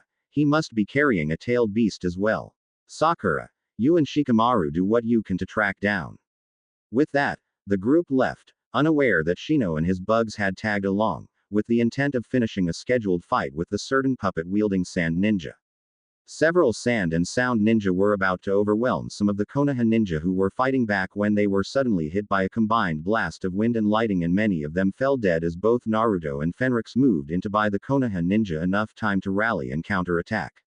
The two ascendants fought well with one another, and several sound ninja was shocked as both warriors suddenly unleashed a torrent of flame at them from their mouths without using any hand seals. The ninja who were part of Orochimaru's forces were quickly and easily incinerated by the attacks as Naruto and Fenrix fought alongside the Konoha ninjas. The ninjas were surprised to see both Naruto and Fenrix fight through the numbers of ninja that came at them. One band of sound ninja were violently sent flying by a powerful wind blast from the senior dragon ascendant, while another band of sand ninja were hit hard by a powerful wall of water from Naruto. Kage Bushin no Jutsu. Naruto summoned his Kage Bushin and then had all of them transform, and the sound and sand ninja forces found themselves under assault from Naruto and his Kage Bushin, who were using various elements in unison: arcs of lightning, tongues of fire, waves of water, walls of earth, and blasts of wind sent the ninja flying and eventually running for their lives. And no one could blame them, as Naruto's powers proved to be more than enough to stem the tide for the Konoha ninjas to rally and counterattack. Fenrix himself was able to combine the elements under his command with overwhelming force, sending blasts of wind mixed with fire with undeniably devastating results on the ninja forces arrayed before him. He would then unleash a combination of water whips mixed with arcs of lighting, and did so with minimal effort, showing his much higher level of power and skill over Naruto. The two stopped and saw that more ninja were coming into the area. No doubt they had been held back as reinforcements just in case the initial waves were beaten back, and it seemed that they were now coming into play. The two looked at one another, and Naruto was not happy with the situation as he felt that he needed to help the others deal with Gaara, and while he knew that Sasuke would fight his hardest, he was dealing with a ninja who had a demon inside of himself, and the creature was more than a deadly foe in combat. Fenrix then touched the ground and closed his eyes, making Naruto wonder what his mentor in the ways of the dragon ascendants was up to. It was then that Fenrix spoke to Naruto. Naruto, we're going to have to call forth some support. You will need to work with me on this one. Naruto had no idea what his sensei was up to, but he trusted his sensei well enough and did as his sensei in the dragon ascendancy arts showed. The two of them drew their own blood and it glowed deep white for a moment, and the two drew a simple tree pattern that was moving, and then Fenrix and Naruto spoke the spell. Warriors of nature, guardians born of the bones, flesh, and blood of the earth, hear our call and heed our wish. Awaken from your long slumber and fight as you have in eons past. We summon you. The blood that both dragon ascendants spilled glowed deep green and then faded into the eyes of all. The spell fizzled out. But it didn't. There was a massive rumble in the air and every ninja stopped from what they were doing. It even reached the rooftop that both Sarutobi and Orochimaru were on, and then, to the shock of the invading ninja, the trees in the area surrounding the walls of Konoha began to move and come to life. The trees seemed to be alive, and then several squads of Suna and Sound ninja were suddenly sent flying by the impacts of several of the long limbs of the living trees. Others were sent flying or were crushed by the feet of the tree men. Naruto gaped and looked at Fenrix, who smiled and spoke. It seems that the power of the ancients still flows strongly in this world. One ninja from Konoha was gaping in shock at the sight and spoke out loudly. What are they? Fenrix then answered the question.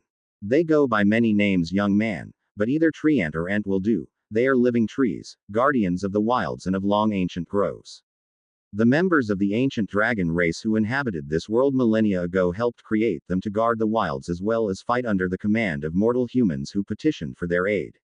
That also applies to those who have undergone the blood ascension ceremony, and when the dragon race and their loyalist descendants left this world in the Exodus, the Ents went to an ancient slumber. They only awaken when summoned by one who has a pact or tie with the dragon race, such as me and Naruto. They will defend Konoha with you, young man, so you have no need to fear them. But I doubt the same could be said for your enemies. And that was true, as the ninja forces of Suna and Sound found that their weapons and current abilities were not enough to stop the mobile juggernauts, as they tree ants, or rather ents, would lift up large boulders to throw at their reinforcements and use their arms and legs to either crush the incoming ninja or send them flying about. Fenrix turned to Naruto and spoke. We should get moving, Naruto. The others will need our help in tracking Gaara.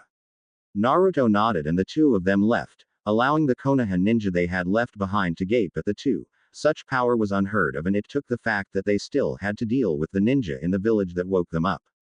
However, it was also when the plans for countering an invasion of Konoha came into effect, as the ninja forces of Konoha began to gather and launch a counterattack. The Anbu also got involved as the other users of Kekkei Genkai began to fight back, such as Hiashi, Inochi, Shikaku, and Shuza went on the attack. Naruto and Fenrix then caught up with Sakura, Pakun, and Shikamaru, but before they did, the two of them were in a discussion. Sarutobi smiled at the sight. He had been told by Fenrix, master so long ago about the ancient powers that slumbered deep in the world they lived in, and to know that Naruto was one of the very few with command of such powers made him see that the village would be in better hands. He then turned to fight Orochimaru once more. He knew that despite his old age and the fact that Orochimaru was stronger now, he was not going to let his past mistake be repeated as he got his ally, Monkey King Enma, who was in his diamond staff form ready for the soon-to-come fight. Orochimaru however spoke to Sarutobi. Naruto-kun has such a powerful bloodline, and you've hidden it from me all this time, Sarutobi-sensei. How did you manage that? I thought your spies would be able to tell you, but suffice to say, the power Naruto has is older than any Kekkei Genkai in existence, it might even rival the Sharingan as Naruto is able to master it completely.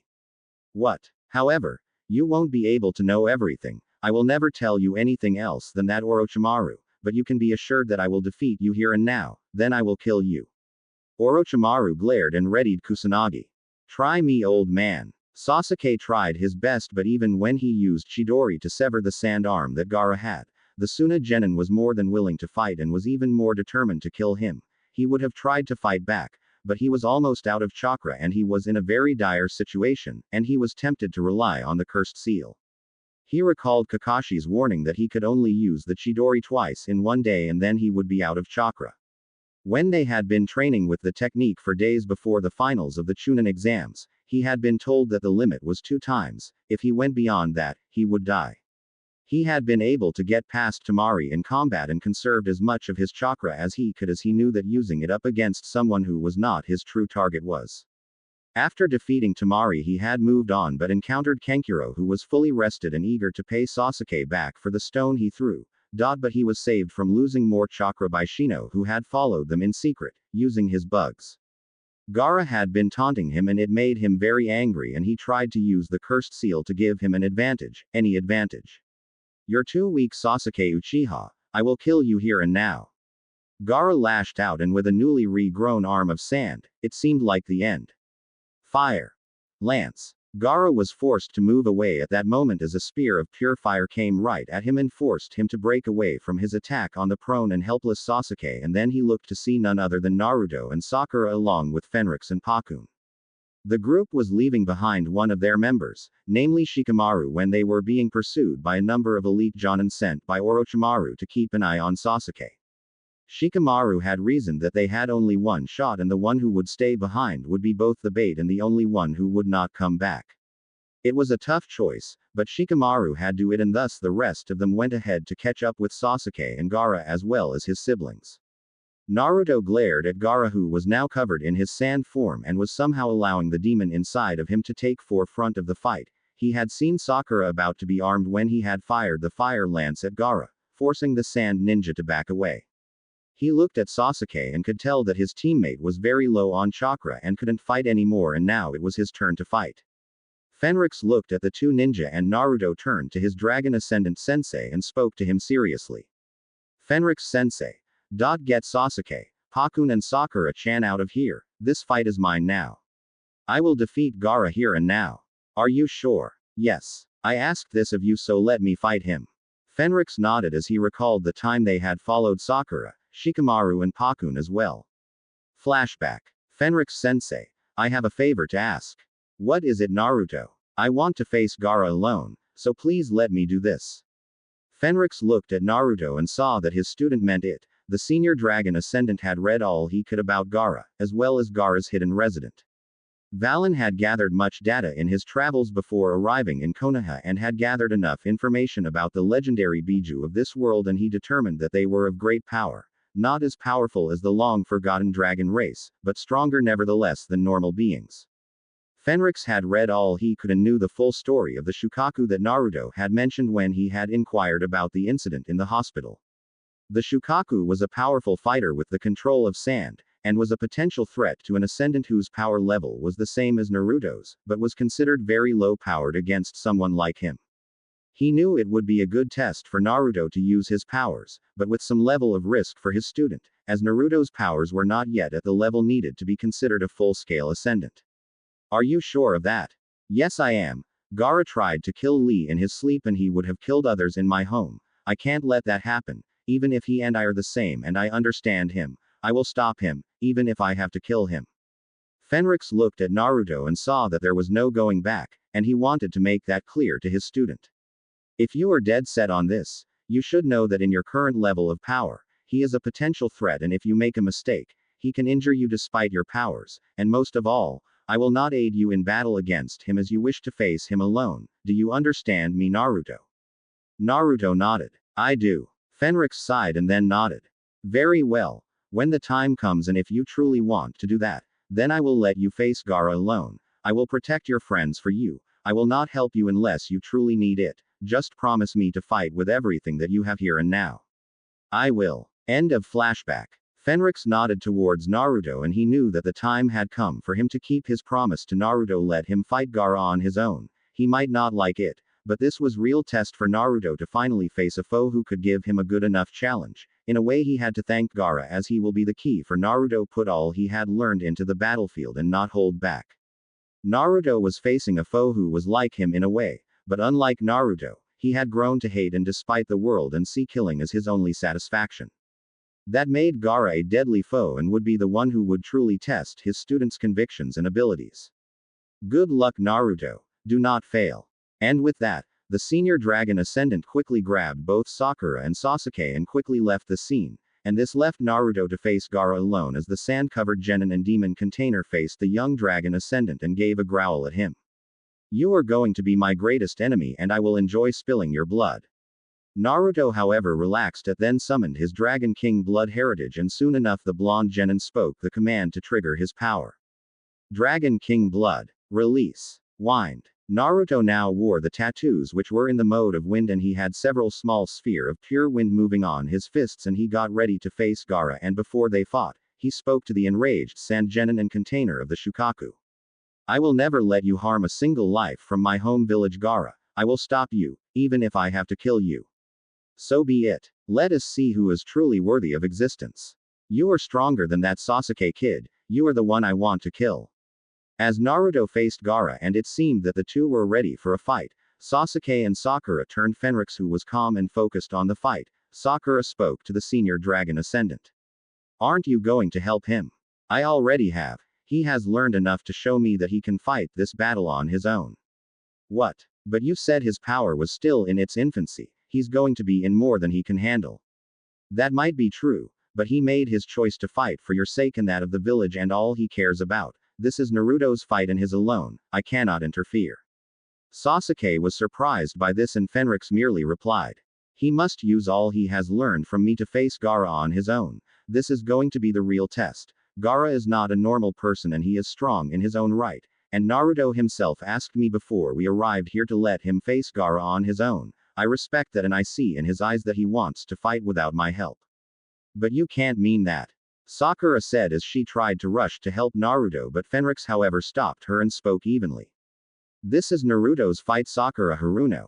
Let him settle this. I will only help if he needs the help. This fight is more important to him than you can imagine. Unlike Gaara who fights for himself, Naruto fights for others, namely you, Kakashi, Sasuke, Iruka, and everyone in the village. He cares more for you all than his own life, and that is what gives him the will, drive and power to face Gaara. If you are harmed, then it will all be for nothing. Fenrix then turned to see Sasuke's tattoos and he couldn't help but be revolted by the sight of it.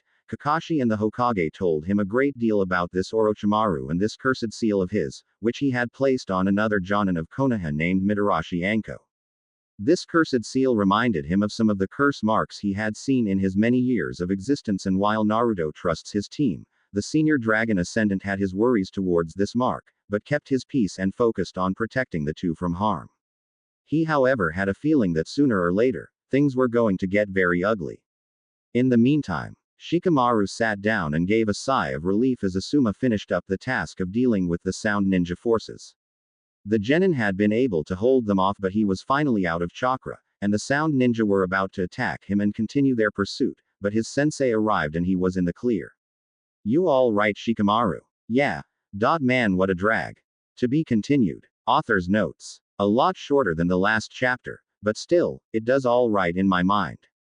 Now we have the battle between Gaara and Naruto, and unlike Dragon Champion where Naruto helps tide off the invasion with his summoned army to buy Konoha time. Naruto take it a step further by using his ascendant blood to awaken some of the old power that had been residing deep within the very foundation of the world, and the summoned Ents are the result of that spell that both Fenrix and Naruto used to defend Konoha and give the Konoha ninja enough time to rally their forces for the counter-attack. And it seems that Naruto wants to face Gaara alone, and Fenrix agreed with it and focuses on defending Naruto's teammates while allowing his student to face Gaara alone. How will this fight turn out? Now some people are wondering just what sort of role Fenrix has in the story, and it is simple and fairly obvious in my mind. He is Naruto's mentor, guardian, and teacher.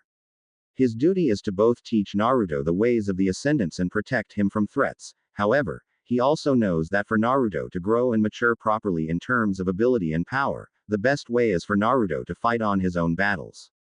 And he will only aid Naruto if the need is great, as he has faith in Naruto's abilities, skills, determination, and will, despite the fact that he does not always agree with Naruto's desire to fight alone.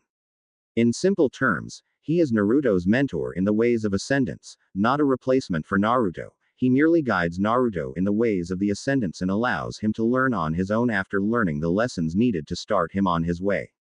There is no godmodding here as well, as I have pointed out before that Naruto's powers are indeed great, but since his ability to properly control them is lacking, he cannot use them until he develops the control needed to use the powers freely and without any complications. If I was really godmodding Naruto, why give him a handicap and a restraining device? Why not allow him full power and allow him to be a full-scale ascendant? If I did that, then where is the point of the whole story? Here is a trailer that highlights my point. Trailer. Naruto held the weapon in his hands and marveled at this weapon. It was a long handle and on the ends were two double-edged blades at the length of at least 3 feet each and was made from specially enchanted and high-quality steel. The two blades were well made and balanced, and following the instructions of his Dragon Ascendant sensei, the blades quickly retracted into the handle and he looked at the seemingly bladeless weapon and pressed it again and the blades came back out. Like your present. Yes. Good. This weapon emphasizes the lesson that I will teach you once you return from looking for this Tsunade who shall be the new Hokage. What do you mean? This twin-bladed weapon symbolizes the need for control. When you attempt to use two elements, you must learn to work their natures into a cohesive combination without one overwhelming the other. If there is no control, then the elements will clash and disrupt one another, and your ability as a fighter in combat will naturally suffer as a result. To drive the point home to you, those two blades were specially made be able to injure you. What? Naruto was shocked to hear that, and Fenrix replied. It will not kill you, of course, but send light pain through your body while not cutting you. When you train with this weapon, you must use it as a staff weapon, and that is where control must be learned, Naruto, as you must be able to defend and strike with enough power and control. If you attack with too much power, then the other blade will injure you, and you lose control. Once you master both control and power, you can attack and defend in equal measure, and then you can learn to use two elements in unison. That is what this weapon will show you. Naruto began to understand the idea, though not entirely at the moment, as he took the weapon and he asked Fenrix the question that had been plaguing him ever since he got the weapon. Aren't you coming with me, Fenrix-sensei? Fenrix shook his head and explained his reasons.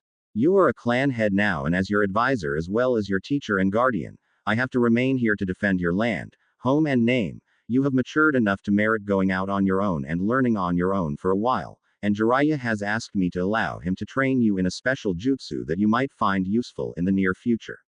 As much as you need to learn the ways of the Ascendants to master your powers, you must also learn the ways of ninjas as you should before your powers awakened. Your defeat of Gaara when you two fought has proven to me that you can handle yourself for now until you return and require more instruction from me. There is only so much you can learn from these walls of the training hall after all. True knowledge and wisdom are gained as well as given. Besides, all the training and lessons I give you will not be effective if you are not using them in the real world, for it is in the real world where your training, knowledge and experience can be put to the test. Fenrix then took out a small gemstone necklace and handed it to his student, and as Naruto looked at the necklace, he spotted that Fenrix wore the very same necklace of his neck. However, I will not be far. This is a recall stone, and if you are in need of my help or are in true danger, then this recall stone will cast a teleportation spell and I will be there to aid you in whatever you need done. I have faith in you and your growth as both an ascendant and ninja Naruto, and that is why you will do well here. Naruto smiled and bowed to Fenrix. I will not disappoint you or everyone in Konoha. I will bring Tsunade back to be our new Hokage.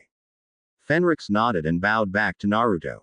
Fenrix believes in the idea of allowing Naruto to place the lessons into practice and will only aid Naruto in battle if Naruto needs it, as he believes in Naruto being stronger and more capable when he is put to the test. So unlike most OCs, Fenrix plays the role of advisor and teacher, and so will get involved in battles to either protect himself or to help Naruto if he needs it. Gaara roared out and lashed with several powerful shuriken made of sand at Naruto, who was able to block the attacks with his wind manipulation abilities as he used the wind to form a shield. The shuriken were reduced to sand and Gaara roared out at Naruto. Come on. Attack me. Let's see whose power is better than the other. Naruto was more than ready to attack as he moved in with his fist at the ready. His fist was surrounded by a vortex of air. The punch he unleashed to the tree was enough to rip through the tree itself. There on the now decapitated tree was a massive hole where Naruto's punch had struck. Gaara had been able to evade the attack and was now on another branch. Gaara unleashed a powerful strike from his sand-covered hands. The massive limb lashed out at Naruto as the blonde ninja and dragon ascendant leapt out of the way of the attack and moved to another tree. Naruto quickly charged right at Gaara, leaping off the tree like a comet and straight at Gaara. The sand ninja responded by unleashing a massive blast of chakra-enhanced air mixed with sand right at the blonde ninja. The attack struck Naruto and forced him back to the tree with a hard landing. The tree cracked on the impact and Gaara unleashed his other sand arm. Naruto recovered and lashed out with a powerful straight punch while using the same leaping move. Gaara roared as Naruto attack ripped through his arm of sand, in the same way that Sasuke's Chidori had done. But he was ready as he leapt upward and then unleashed his other sand arm to smash hard into the blonde ninja. Gaara screamed at Naruto in his angered state as he wanted to finally end the life of the blonde ninja. Die. Naruto, however, was not going to just give up and die as he turned to face the incoming fist and back his fist and unleashed a vortex of wind right at the incoming fist. Gale Strike. The massive tornado that came from Naruto's hand smashed hard into the arm that Gaara unleashed, tore right through it, forcing Gaara to revise his attacks as he landed on a nearby tree. The sand ninja then unleashed a hail of sand shuriken at Naruto as well as another blast of air mixed with chakra and sand. The blast slammed hard into Naruto and the tree he landed on suffered a considerable number of cuts as well as having sections of itself torn off by the assault of sand shuriken and the sand, chakra-enhanced wind. Naruto braced himself, and while his dragon scale-covered skin was withstanding the attacks well enough, that certainly didn't mean he felt no pain as the sand shuriken hit him as well as the sand with chakra-enhanced wind. This told him that Fenrix's warning was correct, that despite his powers, Gaara could injure him. Naruto, however, withstood the assault as Gaara unleashed his arms once again. The blonde moved aside as one arm smashes into the tree branch he was on while the other arm hits Naruto on the chest and sends him flying. He hits a tree hard, but the blonde gets up and quickly charges right at Gaara, who roars and unleashes another strike. Naruto, however, quickly unleashes a number of Kage Bushin. One takes the blow from Sand Arm and so does another Kage Bushin with the other Sand Arm. The other four had the same tattoos as Naruto does at that moment, and all five unleashed from their mouths a massive burst of flame.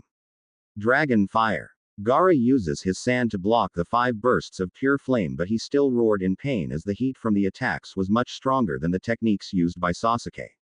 As an ascendant, Naruto's body had been altered to suit his new powers as well as his newfound abilities. This gives him a considerable level of ability, and through practice he could now unleash flames with greater ease. And with his powers awakened to full might and with considerably higher control than before, he was more than able to hold his own for the moment. Gaara managed to fire his other sand arm at Naruto in hopes of stopping the Dragon Ascendant's fiery assault on him. The attack manages to force Naruto and his Kage Bushin to halt their combined strike as well as to scatter away from the attack. Gaara used this as his chance as he tore down several massive branches near him and turned them into massive missiles aiming right for Naruto. There were at least 4 of the massive branches aiming right at Naruto, and they were moving too fast as Naruto got up and spotted them. Naruto! Sakura yelled out in warning, as despite the distance they had from the battle, she could see the level of danger Naruto was currently in at the moment. She knew that due to his bloodline, he would have much tougher resistance to pain, but she also knew that despite his powers, Naruto was still very much vulnerable to attack, and sure enough, she couldn't help but watch as Naruto managed to lash out with a fist at one of the massive tree missiles heading right for him. Crack! The massive punch from Naruto had very interesting results, as the tree missile was hit dead center in the core and was split in half by Naruto's fist as it was covered in the glowing aura of his Dragon King blood-powered chakra as well as his strength. The tree branch was torn in half and Naruto quickly swatted another one while his Kage Bushin came in and unleashed a massive torrent of flame to reduce one more tree into nothing but ash and cinders. The others also took the next barrage of tree branch missiles that Gaara threw their way until Gaara unleashed another wave of sand-made shuriken. Naruto dodged the attacks as the shuriken tore deeply into trees and other parts of the battlefield, while the sand that followed was made into smaller lumps of hardened rock that acted like sandpaper or small blades, showing that Gaara was not going to let up in his plan to reduce Naruto into a corpse. The Dragon Ascendant's skin was able to hold off the damage, but he knew that it still hurt him to be hit by those attacks even more so, since the attacks were enhanced by chakra as well. He quickly moved in and attacked with a powerful blast of his fire breath. Dragon Fire. The attack forced Gaara on the defensive, and that allowed Naruto to use his speed to his advantage. When he didn't have the bracers on to restrain his power, he was far beyond the speed of a normal person. With them on, his speed was reduced, but through the use of his now summoned wind element, he was able to rocket right at Gaara by using the wind currents on his feet to propel him like a rocket at high speed. Gaara moved his arm away and was quite shocked to see Naruto right at him, too close for him to counter-attack or defend with one fist at the ready.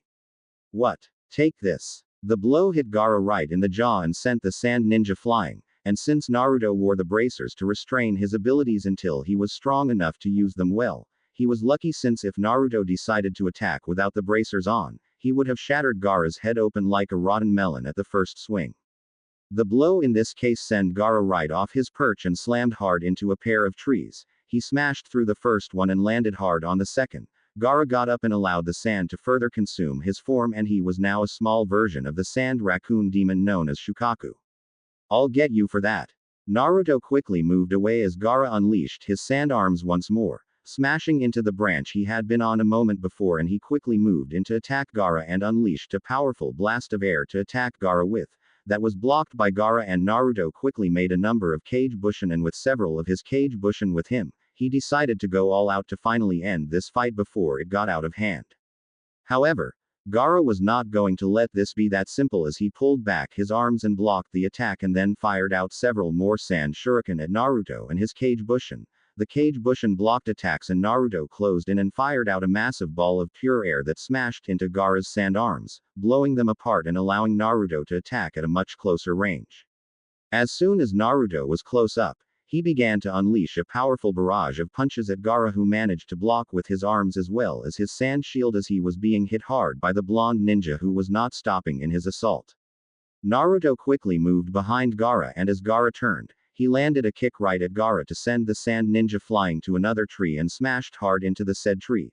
Gaara got up and was getting even more enraged. The effects of Naruto's attacks on him were showing, as parts of his sand form were already falling off of him and were also breaking down. Naruto was far from finished, however, as he shouted out once more, Kage Bushin no Jutsu. In a matter of moments, a large number of Kage Bushin were beside Naruto, all numbering a full 25 in all. Naruto knew that by using his already existing chakra he could have made a lot more Kage Bushin to finally defeat Gaara by force of sheer numbers, but he had to be quick with defeating Gaara once and for all to stop his rampage on his village. With that in mind, he had to reserve as much power as he could manage to reserve. He knew that this was going to be very taxing on his body, but it had to be done either way. Dragon King Blood. Release. The 5 Kage Bushin on one group shouted fire and were now covered in the tattoos that showed their elemental affinity to be that of fire, while another group of Kage Bushin took the elemental affinity of water, the next group took the elemental affinity of air, the next group took to the elemental affinity of earth, and the last group took the elemental affinity of lightning. In effect, Naruto was surrounded by 25 Kage Bushin wielding different elemental affinities, and Gaara looked on in anger as he lashed out at Naruto and his Kage Bushin. I don't care how many you all are. You are all going to die. Naruto and his army made their moves and attacked Gaara in that exact moment. The groups also began to move in unison as well, unleashing massive attacks that replicated the very same power assault that Naruto had used back in the ring of the Chuunin exams to battle Neji in combat. Only in this case, the numbers advantage was working in Naruto's favor, as the 5 Kage Bushin in each group would work in unison with one of another group, allowing for a variety of amazing and deadly elemental combinations. Fire mixed with lightning attacks, earth with water, wind mixed with fire, and more. The combined assault was heavily injuring Gaara and destroying large sections of Gaara's sand armor and Shukaku form as the sand ninja was being pushed to his limit, as Naruto and his elemental Kage Bushin was hitting with full force against him. Gaara moved back and the once deadly Shukaku form was badly damaged and falling apart, and Naruto knew he had the advantage but decided to stick to close combat for the finish off, and with that in mind, the blonde genin decided to shut down his elemental powers, and he did so, and his Kage Bushin followed suit as he shouted once more. Kage Bushin no Jutsu. In less than a second, over 2,000 normal Kage Bushin joined the ranks of Naruto's already existing Kage Bushin. However, Naruto didn't use his Dragon King blood release, and neither did they. Doing so would have strained his still growing Dragon Ascendant powers, and he was already getting tired and wanted this fight to be over before things got out of hand. With the army of Kage Bushin next to him, it seemed that things were about to go Naruto's way. Temari's eyes widened at the sight before her as she saw something that by all rights would have been nigh impossible for a genin to do. She was familiar with the use of Kage Bushin and the rank it had. She had heard that some exceptional ninja could use this jutsu, yet even they could only make a certain number due to the nature of dividing chakra from the user to the Kage Bushin, which could weaken the ninja. But never in her entire life did she see anyone summon this many Kage Bushin at once. And even more so being able to do it despite fighting at a state where most ninja of genin rank would have collapsed from exhaustion. How can this be? Sasuke and Sakura were awed by the sight. They knew that Naruto could use Kage Bushin when they first saw him in action against Kakashi when they were taking part of the Bell test. However, they had no idea that he was able to summon this many Kage Bushin at once. Sakura looked on at her teammate and spoke out. That many Kage Bushin at once? That's not possible for a genin. Sasuke agreed with Sakura. While he was not as familiar with the Kage Bushin as the others were, he had heard how risky it was for anyone, even Jonin-level ninja like their sensei Kakashi, to make a large number of Kage Bushin. But Naruto had just made an entire army. What the heck is he? The army of Kage Bushin unleashed a powerful barrage of attacks at a badly weakened Gaara, and they were tossing Gaara about like he was a chew toy. Naruto knew that he would need to hurry. While he had Gaara on the ropes, he doubted it would remain that way for long, since Gaara was not the kind of guy to give up easily, not to mention that demon inside of him could soon awaken and allow Gaara the chance to counterattack. It was not long before Naruto's worries became reality, as the sand that fell all over the place that fell from Gaara's monstrous sand form suddenly came to life and attacked him from behind. He moved away, but his Kage Bushin were not as lucky, as they were destroyed en masses as they were about to unleash a massive wave of kicks on Gaara that would utterly shatter his sand armor as well as injure him greatly. However, even though the sand came back to shield Gaara, the damage from Naruto's attacks was already evident, as Gaara was bleeding on the forehead as well as on the left arm and right leg.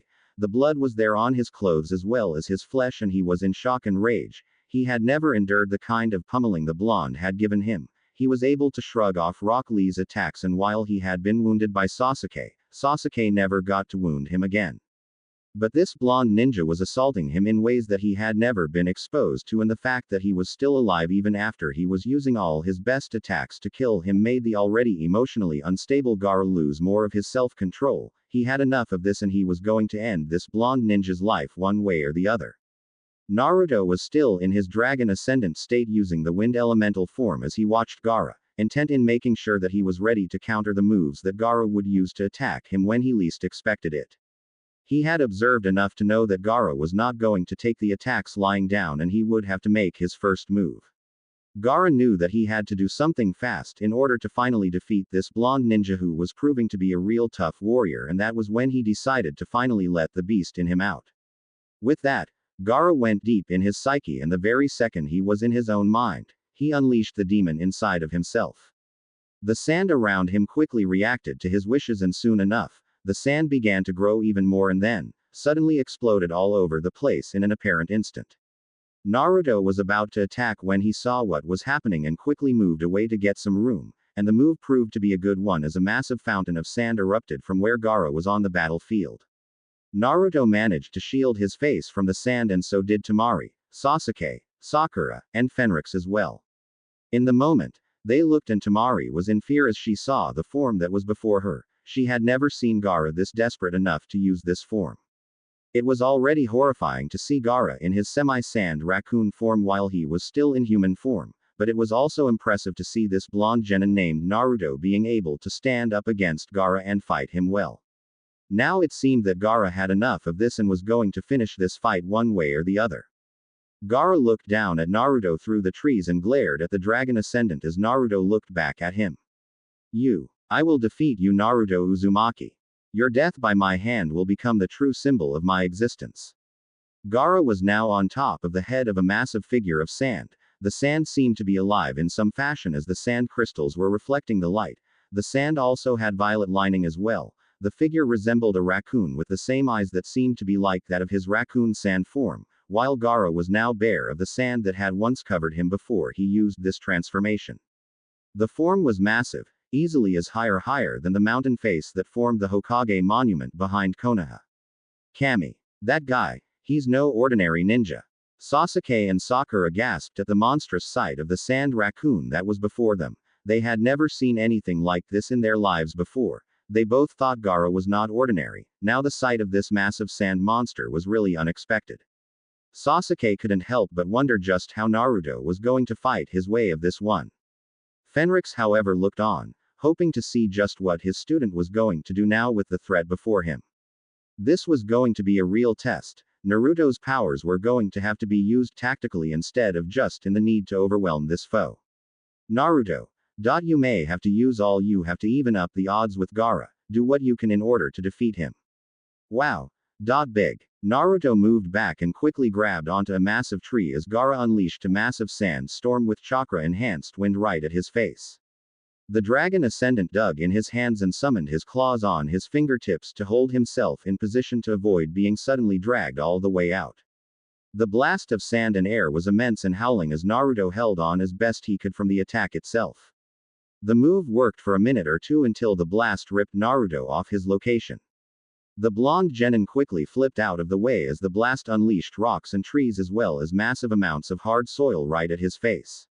He managed to avoid being blinded until 3 arms made of sand came right at him. He evaded one and destroyed the other, but Gaara created 4 more arms of sand attacked Naruto, forcing the blonde on the defensive in order to even things up before Gaara.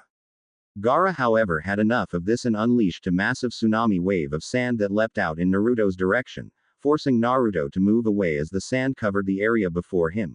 He moved to the treetops and so had Temari, Sasuke, Sakura, and Fenrix. However, the spreading of the sand was bad news as Gaara suddenly unleashed a massive wall of sand to rise up and surround Naruto, and Naruto tried to escape but tendrils of sand came at him and quickly grabbed his legs, preventing his escape as the sand encased him, leaving his head exposed. Naruto glared at Gaara and then the sand constricted around Naruto. AAA ag GGGHHHHHHHH. Naruto gasped as he felt the sand begin to surround his body and he felt his body scream more in pain as he tried to free himself from Gaara's grip as the sand continued to surround him. He knew he had to do something fast before he was crushed by the sand arm of the massive sand construct of Gaara. The threat was further magnified as several massive blades made from hardened sand surrounded Naruto on sand tendrils and were dancing endlessly around him, all like snakes eager to bite into a struggling target. Temari was looking on at this in horror at the moment. I've never seen Gaara this determined before. This is not going to be good. Gaara laughed as he continued to add the pressure on Naruto and then unleashed the sand blades at him. Now die. Naruto, however, was not giving up just yet as he decided to even it up as he switched to another elemental power, and that was lightning, and he shouted out. Lightning shield. The massive arcs of lighting that came out of Naruto's form was enough to cut through the sand that covered his body. The blonde then slammed his hands into the sand, that action was enough to destroy the sand blades coming towards him and send arcs of lightning right at Gaara, but Naruto knew better than to think that the worst was over as Gaara managed to create some diamond spikes from his sand and redirect the lightning away from his body to prevent him from suffering any lasting damage. Gaara unleashed more massive sand spikes as Naruto did his best to dodge and evade as Gaara gathered his sand back to himself. As soon as he got some distance, Naruto knew that now was the time for him to use that jutsu that was given to him by Jiraiya. Despite powers, he was not skilled enough to take on a foe that size, but he knew just what, or rather who could. Back in Konoha. The battle in Konoha was quickly turning to the favor of the Konoha ninjas as more of their forces came into the battle. They had prepared ahead and all the civilians had already been secretly evacuated from the combat zone to lower the risk of heavy losses. Now it was time for the counter-attack, and it seemed that a number of the Sound and Sand ninja were getting a full-blown introduction to the various clans that resided in the village of Konoha. Inoichi used his clan's mind-body switch technique on his foes, making them turn on one another. Shuza unleashed his clan's multi-size technique to crush right through a large number of Sound and Sand ninja. And Shikaku used the shadow manipulation ability of his own clan to fight the attackers. They were not the only ones either, as the Anbu under Azuki Yugo's command came into fight as well. Hiyashi also used the Byakugan to his best advantage against his attackers, while Sume Inuzuka and Hana Inuzuka with their animal companions also got into the act and fought with the Sound and Sand ninja. Sarutobi looked on at the sight before him and smiled. Despite the fact that the Kusanagi was deep in his back with his animal summon, the Monkey King Enma holding on. The battle between the two of them started with a number of battle jutsu to even things between them, with Orochimaru revealing the full extent of his corruption and lust for power. Seeing that Orochimaru had done this further weighed heavily on the old man, as he knew now how far her former student had fallen. He had always told Jiraiya to be like Orochimaru in learning his ways of being a ninja. But when Orochimaru turned into the man he was now before his eyes, he knew that he should have done something, but he felt that he could try to steer Orochimaru to turn away from the dark path he had started to walk on. But his pleading fell to deaf ears. He made the right move to have Jiraiya's student take the place of Hokage, for he was truly a good man and the kind of man that was right for the position of Hokage. He had a chance to end Orochimaru's cruelty and evil when they tracked him down in the lab, when the extent of his crimes became apparent, and he saw the extent of his former student's crimes. He could have stopped it right there and then, since he was not as old as he is now, but he failed. He let his past with Orochimaru blind him from doing what he should have, and Orochimaru escaped. Now he had a chance and he was not going to waste it. However, Orochimaru wasted no time of his own as he brought forth the first and second Hokages to life using another one of his dark jutsu and using the bodies of his own followers as sacrifices. The two surviving Sound Genin, since Dosu had been slain by Gaara since the former Sound Genin tried to slay Gaara. The battle between him and the former living Hokages was difficult indeed, as Orochimaru had turned the former sibling leaders of Konoha into obedient servants of his own. He had succeeded in preventing the next coffin that held the fourth Hokage from rising, as he knew the danger of facing the ninja called Konoha's Yellow Flash. But even if he prevented the fourth from rising from his grave and allowing his remains to be left undisturbed, the sight that greeted him when the coffins opened was too much. And he knew that he was in for the fight of his life. Sarutobi knew that he was not going to have an easy chance in fighting his former teachers, even with Monkey King Enma on his side, but he was not going to give up without a fight. The first Hokage was the only known user of a Kekai Genkai that allowed him to summon trees into combat, and before Naruto was awakened to his own Kekai Genkai, was the only known user of such an ability, and the second Hokage was then the only known master of water-based jutsu without a water source nearby. The two had pushed him to the limits, and since they were already dead to begin with, even his best attacks were not that effective in defeating them. That and the fact that he was already an old man played a factor in the fight itself, as he no longer had the same level of ability that he had when he was younger and had the title of professor.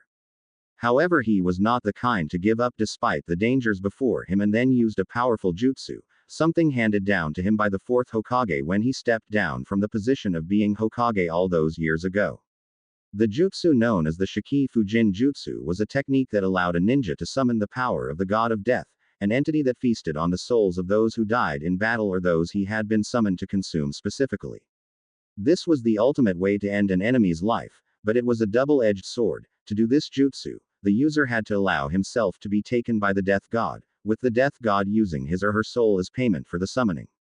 The worst was that when the target's soul had been consumed by the god of death, then the summoner would also join the soul of the one they had targeted to fight in the belly of the god of death for eternity. It was a high price, but in his mind, it was a price he was willing to pay for his own mistake in letting Orochimaru escape and unleash terror in the world all those years ago.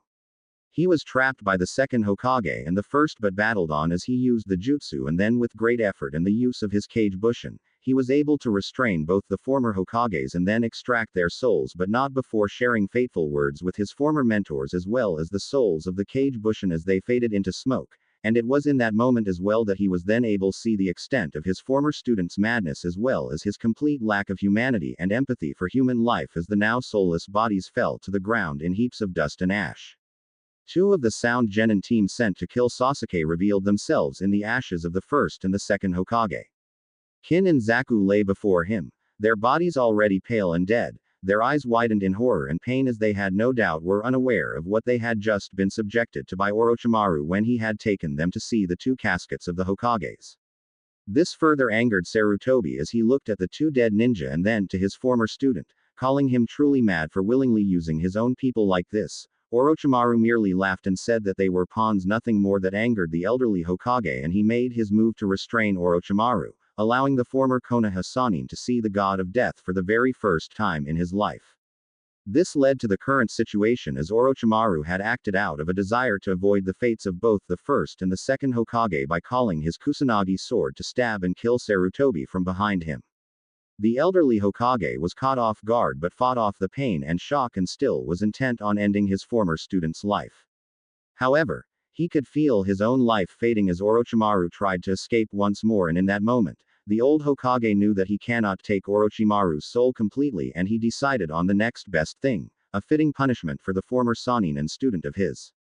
Back in the battle between Gaara and Naruto, Naruto focused himself and then bit his finger to draw blood and then placed it on the tree branch and hoped for the best. He had only done this jutsu once and thus he hoped that he would get this one right.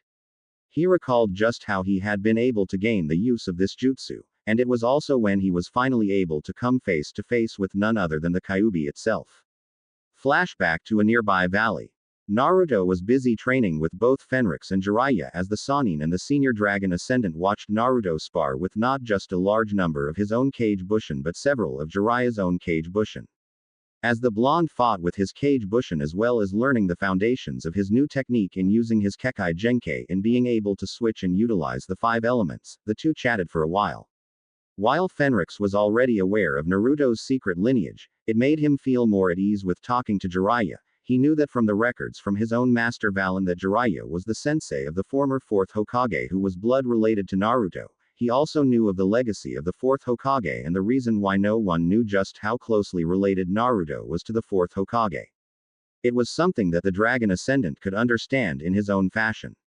The 4th Hokage was a remarkable man and so was his wife. It was a shame that both were not about to see their son grow up. As they finished their discussion, the Sannin decided to push forward his idea and Fenrix had to admit that despite knowing full well about the ability Jiraiya had in the sense of being able to summon frogs, giving this ability to Naruto would further supplement his already growing abilities and would be handy in the battles that were soon to come. Besides, he had been familiar with animal summons before in his younger days, though not in the way done so in Naruto's world. He knew that like other worlds that had dragons that resided in them, there had been ascendants and dragons in this world. However, Naruto's world had a different history than the other worlds once home dragons and other ascendants like himself. The creatures left in the land had changed for many centuries ever since the exodus of the dragons, the dragon kings and the loyalist ascendants from the realms and worlds.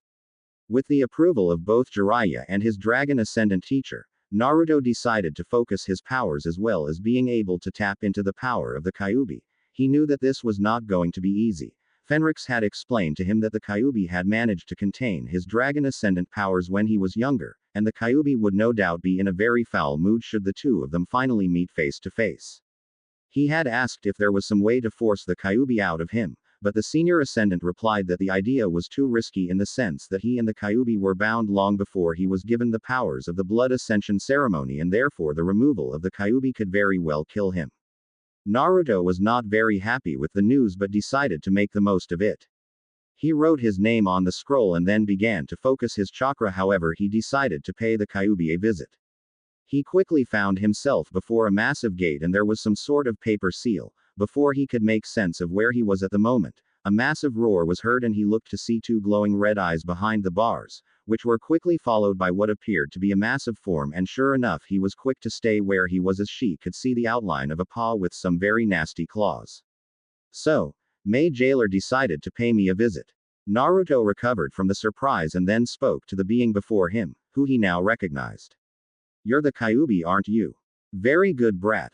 Though I doubt I can call you that since your powers as an ascendant are now awakened, though restrained. Had I moved faster all those years ago, I would have been able to fully restrain that power. However, that idiot with the snake powers interfered with another of my attempts to seal away your Dragon King powers for good. You know about it. Yes, I do. I was hoping to seal its powers away, but the consecrated blood of a Dragon King is nigh impossible to seal easily, and now that it's unleashed from my attempts, there's nothing I can do to contain it. I cannot kill you since you contain me, and should you die, then I will die, but since your Dragon Ascendant's powers are awakened, I have no chance of even remotely harming you to begin with. So what do you want from me? Naruto then spoke about gaining the chakra of the Kyuubi, and with that the Kyuubi growled and replied. You already have the power of the Dragon Ascendants, and they were more than able to outmatch even my power in the past, though that was when I was younger and more naive, and you have the consecrated blood of a Dragon King flowing in your veins as well. What kind of help could I possibly give you? You can give me help when I can't use my ascendant powers, you fur ball. I doubt you'd like it if you were only stuck behind that cage all your life, besides that you're my tenant so you owe me rent. I owe you rent. Damn right you do. You've been in my for the past 12 years of my life, and in those 12 years, you've made my life miserable, so I think it's high time you gave back something for all the trouble you caused. The Kyuubi growled and then replied. Very well then. Here is my power, so use it well. You may have potential to surpass me, but until then you had better not die. In that moment, after returning from the area where the Kyuubi had been sealed away, Naruto felt the power of the Kyuubi fill him, and then he bit his finger to draw on the blood. After he had felt the level of chakra he had grow and be more than enough for any jutsu he might use, though now was the time to see if the chakra he had from his own reserves and the chakra of the Kyuubi was enough. He then placed his hand on the ground and saw the symbols and shouted out the command for the jutsu to be used. Kuchio's no jutsu. In that moment a massive surge of energy was felt by everyone in the area, and there in a moment was a massive cloud of smoke that was reaching upwards. Naruto stepped back a bit but was quickly taken to the top as he was now deep in the smoke. The whole thing lasted for a moment or two, and then Naruto found himself on top of what felt like cloth. He stood up and found himself on top of something that was massive, and that from the fact that he could feel it moving up and down as well as hearing breathing sounds, it was alive as well. He leapt off and then turned to see just what he had summoned on his first try. Naruto was struck dumb by the sight of the massive toad that was before him at this moment. The creature had deep red skin and had on a pipe in its mouth as well as a massive open jacket on it and what appeared to be a massive sheath with a short sword on it. He had never expected to be summoning a massive creature like this on his first try. But he had to admit that the sight was very good to him to be able to get this far. The toad then looked about and then spotted Jiraiya and spoke. Well now, it seems I finally got summoned in a place that is not the least bit uncomfortable or strange, but still, there seems to be no fighting happening here, Jiraiya, so why am I summoned, you pervert? Jiraiya laughed at that and then spoke towards the big toad. Actually, I didn't summon you, Gamabunta. The young man over there did. Gamabunta looked at Naruto and seemed to sniff him a bit, and then he removed his pipe and gave out a long smoke. As soon as he was done, the toad summoned spoke. A dragon ascendant, and such a young one too. I never thought the day would come I'd meet one again, much less have one as my newly contracted summoner. Tell me, what's your name? Naruto could tell that this toad summon was very powerful just by being near him. His dragon ascendant senses were pulsing from the power coming from the massive toad. Apart from that, Fenrix had taught him to respect those with power, especially those of a nature that was not that of the human form, and this toad before him was one of them, and he gave his name. Naruto. Naruto Uzumaki. And who are you? I am Gamabunta, chief of all toad summons. Normally I would expect a greater deal of respect from a summoner, but as a dragon ascendant I will let that slide for now. You however had better call me Chief Toad the next time we meet. As soon as that was out of the way, Gamabunta turned his attention to Jiraiya and then spoke to the Sannin. Now then Jiraiya, your young friend here succeeded in summoning me, but there seems to be no fighting involved, so either I go back home or we have a sake drinking session. I should have known you'd say that, Gamabunta. By the way, nice work on your summoning Naruto, though summoning Gamabunta on your first try as was a bit much. Naruto gave a slight laugh as well as scratching the back of his head, and Fenrix was then examined by Gamabunta as the senior ascendant looked at the chief toad. The giant toad then spoke to the older ascendant. Yet another ascendant. I never thought your race would ever return to this world. I was still a tadpole when your race decided to leave this land after the other ascendants started rebelling. What brings your kind back here, I wonder? Fenrix then replied. That will be a very long story, Gamabunta. The toad summon nodded and then spoke to Naruto. Now then, if you want to be able to command me, you will have to share a drink of good sake with me as well as Jiraiya, and considering that you are a dragon ascendant, I think you will be able to stomach the sake. Naruto had hoped to resist the idea, but Fenrix told him that it was all right and he joined the group in a sake drinking session. It was not long before Naruto got to taste sake for the very first time in his life. While he was still young by human standards, the fact that he now had the constitution of a dragon meant that he was a lot more resistant to the effects of drinking sake or any alcoholic beverage for that matter, and he had to admit that he was developing a liking to sake. Gamabunta was happy to see his newest summoner was getting deep into the spirit of things and had quite a resistance, and he poured even more.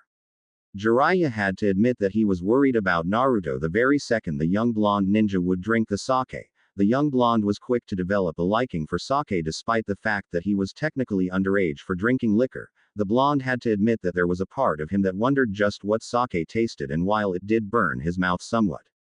The drinking session lasted well into the night, and as soon as he was tucked away, Gamabunta had considered the young man a newbie in the art of drinking, but pretty good to have downed a number of bottles with him, Fenrix and Jiraiya. End of flashback. The next day he woke up with only a slight buzz, that being the only result of his drinking at least 3 sake bottles in one session. Now that might not have sounded like much at face value, but in reality, the sake bottles that Gamabunta brought with him were about the size of small storage sheds. He placed that aside and summoned his chakra as well as his dragon ascendant powers and shouted out the command. Kuchio's no jutsu. The area was once more surrounded by a massive blast of smoke, and there before the massive sand raccoon under the command of Gaara was Gamabunta with Naruto right on top of his head, and he was using his chakra to hold himself steady on the toad summon head at this moment. Naruto was relieved he was able to pull off the sum. Temari gasped as she looked at the sight before her. She was instructed in all the needed information about Konoha as well as its known allies, and therefore she recognized just what, or rather who, the blonde ninja had summoned. I don't believe it. That blonde could do such a high-level summon. He's supposed to be a genin. Temari was among the very few genin in the history of Suna to be able to summon an animal summon for combat, yet this young man from Konoha could summon such a high-level summon which would have demanded a great level of chakra. This Naruto was proving to be one very deadly threat in combat. Incredible. Sakura spoke out as she saw Naruto summon Gamabunta. She had no idea just where Naruto learned that jutsu, but it was certainly one for the record books. Back in the confrontation, Gamabunta looked at the sight before him and spoke to the blonde ninja and dragon ascendant. So what sort of mess is it this time, Naruto? Looks like you're fighting the Shukaku and the Jinchuriki from the looks of it. Naruto was rather surprised at that. He was not expecting the giant leader of the toad summons to know just who it was that he was fighting. You know the Shukaku. The massive toad nodded and replied. I have been in this world for a very long time, Naruto, and I have seen the Biju in all their power. However, this one who controls and houses the Shukaku appears to not have allowed himself to fall asleep yet. We should defeat him now before he decides to use some sort of jutsu to place himself into sleep. When he does, then we're going to be in for it. Right. Let's get him, Boss Toad.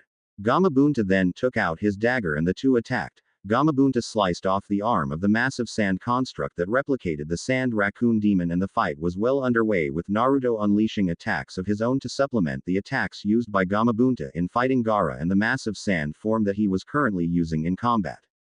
Gaara managed to use the sand to block most of Naruto attacks until the blonde shouted out his Kage Bushin, and then he was joined by 4 more Kage Bushin, and then the sand ninja was now facing gusts of wind, walls of earth, waves of water, Bursts of fire and bolts of lightning from the blonde genin, who was still proving to be quite a pest, and Gamabunta added to that by unleashing a number of deadly water attacks, showing that he was able to use water-based jutsu, befitting his nature as an animal summon who was attuned to water. Water bullet. The massive blasts of water slammed hard as Gaara managed to shield himself as well as resisting the attack of lightning from one of the cage bushin that was there with Naruto. He growled and then decided to finally end this fight once and for all. As Gamabunta used his short sword to tear off yet another part of the body of the sand form of his tailed beast, the young sand genin decided to use that jutsu, the one he had never resorted to for a long time, but now had no choice but to use to finally kill Naruto. I will kill you. Gamabunta quickly recognized the technique about to be used by Gaara and spoke. That is not good. That boy is going to let himself be put to sleep using a jutsu. What good will that do him anyway? That boy, as you might have found out, is the container of the Shukaku. I know for a fact that Demon Beast is a violent being that loves nothing more than overwhelm the mind of its current host, and I can bet that young man's been trying to stay awake to keep that blasted monster from consuming his entire mind. The Shukaku's a bloodthirsty creature and no doubt demands sacrifices in blood to satisfy itself, and that kid does it to placate the thing. Kami, is that what made Gaara become a monster? That is possible, but we have no time. The second that jutsu works, we won't be fighting that kid anymore, we'll be fighting the Shukaku. And sure enough, it was not long before Gaara succeeded in putting himself to sleep, and then the Shukaku came out, and Naruto could tell that Gamabunta was right. The Shukaku was indeed crazy as well as bloodthirsty, as it talked like it was drunk and wanted to kill them both. They were forced on the defensive at this point as the Shukaku began to unleash massive blasts of pure chakra-enhanced air. Gamabunta then told Naruto that the only way to repress the Shukaku was to wake Gaara up with a strike. However, that was not going to be simple, as Gamabunta had to do his best to avoid the powerful attacks of the Shukaku lest they took a fatal hit. Naruto decided to do his absolute best to slow down Gaara and the Shukaku, after Gamabunta told him that the only way to stop the Shukaku's rampage was to strike at Gaara to wake him up and ensure that the spell would be broken, banishing the Shukaku back into the recesses of Gaara's mind. He understood that the best chance they had was to restrain the Shukaku long enough for a strike to be used on Gaara. However, he knew that the boss toad would not be able to hold on for long due to not having the limbs to grab onto the Shukaku since he was a toad, so he decided to try a different approach. I got an idea, boss toad. Then go for it, kid. I doubt we'll be able to keep up this dodging game for long. Naruto quickly had his Kage Bushin-to, who was a user of the fire element, to aim for the Shukaku's legs and free arm when he could, while the two other Kage Bushin who could use both earth and wind to try and create sand. The plan seemed odd, but Naruto knew that if he got this right, he could have a chance to allow Gamabunta to get him closer. The fire-wielding Kage Bushin went to work on aiming at the legs of the Shukaku, making the massive creature even angrier, while the other two Kage Bushin continued to attack with earth and wind to create sand. The attack was working despite the fact that he could sense his powers beginning to fade, as he was using a considerable portion of his powers for this move. The attack continued and Shukaku was getting annoyed. Hold still so I can kill you. Gamabunta retorted at that as he leapt away. Not going to happen. Naruto knew that he had to hurry, but doing this was not as easy as one might think. He focused on defending himself and Gamabunta at the same time while attacking the massive sand form of Shukaku, and the situation was not looking very promising as the battle continued to grow in intensity. However, the young ninja and dragon ascendant was not going to give up, as he and his Kage Bushin continued to do the best they could in order to stop Shukaku. It took a lot of energy to make the amounts of sand that he needed, as well as attacking the Shukaku while holding onto Gamabunta. But now he had a chance, and then he summoned yet another brand of Kage Bushin, and they all were of the fire element, and they all directed their attack at Shukaku's limbs, just as the two other Kage Bushin using earth and wind respectively guided the created sand at the limbs of the Shukaku. Blazing wave. All 6 Kage Bushin unleashed massive tongues of fire as well as fire from their mouths, and the fire hit the sand that the two other Kage Bushin sent at the Shukaku. The sand raccoon demon laughed and was about to close the gap to blast Gamabunta and Naruto point blank with its chakra-enhanced wind bullet, but then, to its shock, its limbs were encased in solid diamond crystals. What the? Go for it, boss toad. Gamabunta quickly moved in and grabbed the Shukaku, as the creature couldn't move as the massive crystals made from diamond had encased the legs and free arm for a good amount of time. Gamabunta realized that the previous attacks with flame were not meant to harm the Shukaku but to change the composition of the sand as well as get it ready to be transformed into diamond crystal. The toad summon was finally able to grab the Shukaku and Naruto quickly gathered himself to the attack. His body was exhausted from all he had done but he was far from out of the fight and as he closed in and readied his fist he aimed to wake Gaara with one blow. Hey you! Wake up! Whop!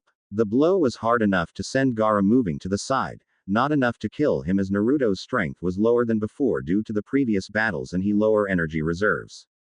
The blow however was more than enough to wake Gaara from the sleeping jutsu and the Shukaku roared as well as swore as it was banished back into the recesses of Gaara's mind. Damn it! I just got out. I'll get you for this. With that Gaara was now aware and felt the massive pain his body as he glared at Naruto who glared righty back at him, and before Naruto could attack to finish him off.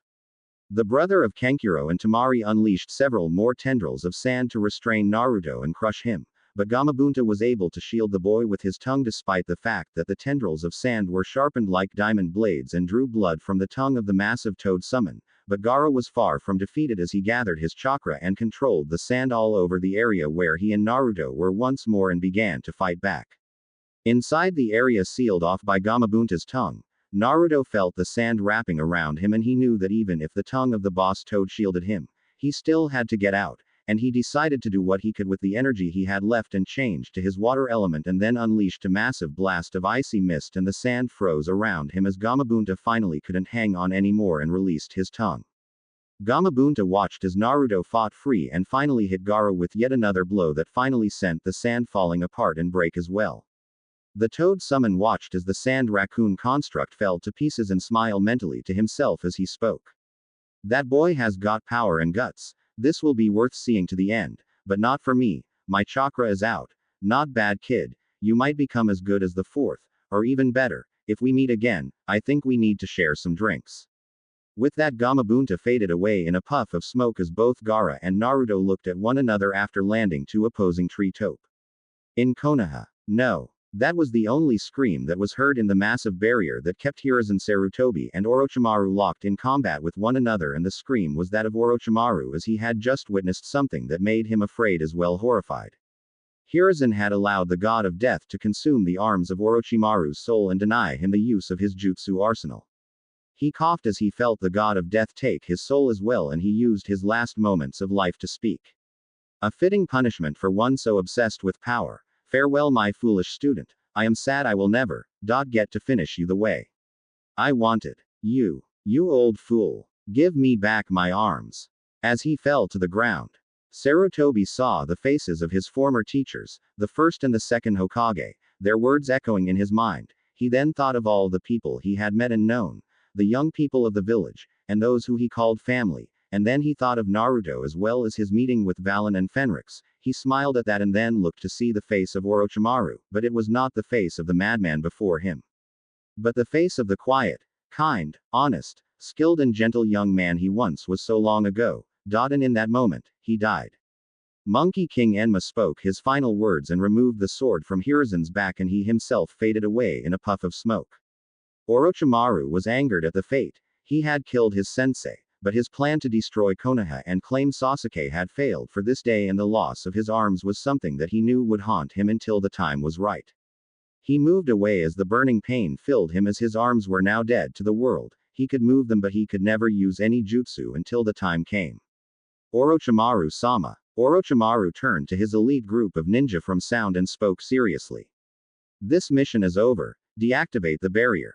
With that done, the barrier that had sealed him and Hiruzen in the battlefield was removed and the group of loyal sound genin took him away. The Konoha Anbu tired to follow but were unable to as they were restrained by one of the sound genin who manufactured some form of web to catch them.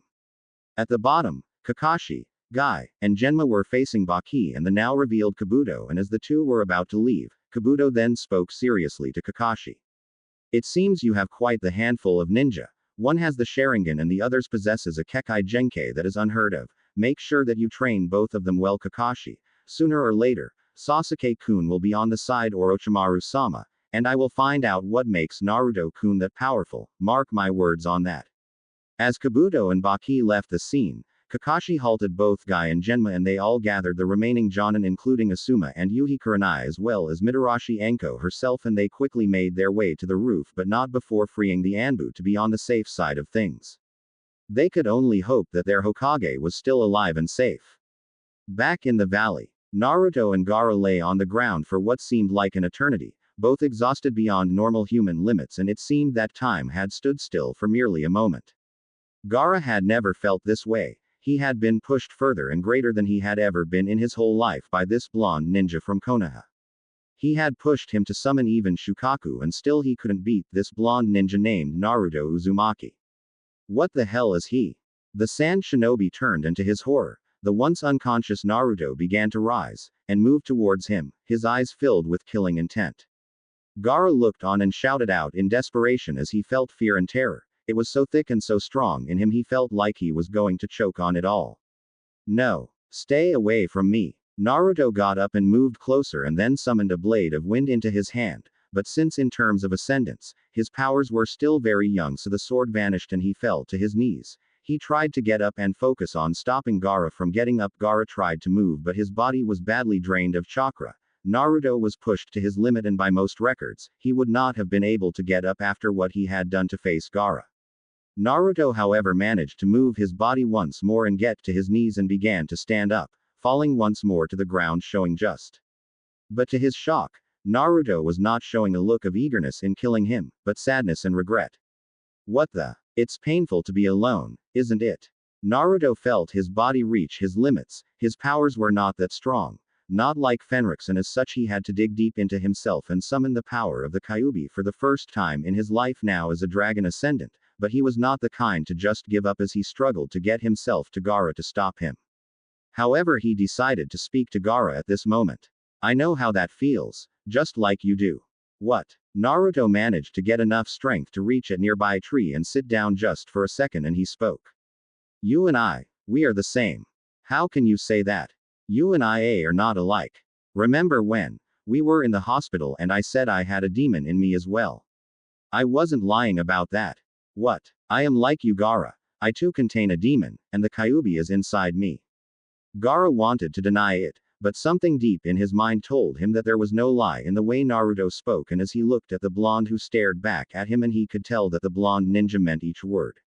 He then saw Naruto reveal the mark and while the seal was not the same as his was, he could see that it was a very complex and powerful seal, something used only to contain something of immense power. That was the proof Gaara needed to see to know that Naruto was correct in stating that they were the same. But, there is a difference between you and me. I have friends, people I care about in this world, I won't anyone hurt them, including you. If I have to kill you to stop you Gaara, I will. Naruto then moved forward despite the injuries he had since the fighting. Gaara managed to finally find some level of strength to move but only to reach a nearby rock and sit up on it and he spoke then to Naruto. Amazed that even after the pounding they both went through, and the fact that he was out of strength, the blonde ninja who was like him still had what it took to move. Why do you fight for them so much? Why don't you fight for yourself? Because they saved me from becoming lost in hatred, pain, suffering, torment, and anger. They saved me from my own hell. They gave me purpose. They gave me a place to call home, and they are friends. And I will fight for them to my last breath. Naruto tried to get closer but it was then that Fenrix as well as Sasuke and Sakura arrived on the scene. Sasuke spoke to Naruto. Hey, that's enough. This fight's over. You've won. He's got no strength left to fight back. Sakura also nodded and spoke. You don't have to do this anymore Naruto. This fight is over. Naruto smiled at that and fell to the ground. The two members of his team became worried but Fenrix shook his head with a smile. He's fine. He needs to just rest. The others faced Gaara just as Temari and Kankuro showed up. The two siblings looked at their brother shocked at how badly beaten and exhausted he looked at the moment. They then faced the group while Sakura and Sasuke got ready for a possible attack while Fenrix replied as he revealed his own tattoos and they colors swirled, showing that while he had no doubt he could beat them easily, he was not going to waste his energy on them. This fight was over so there was no need for him to fight. You will gain nothing staying here. This fight is over, your side lost.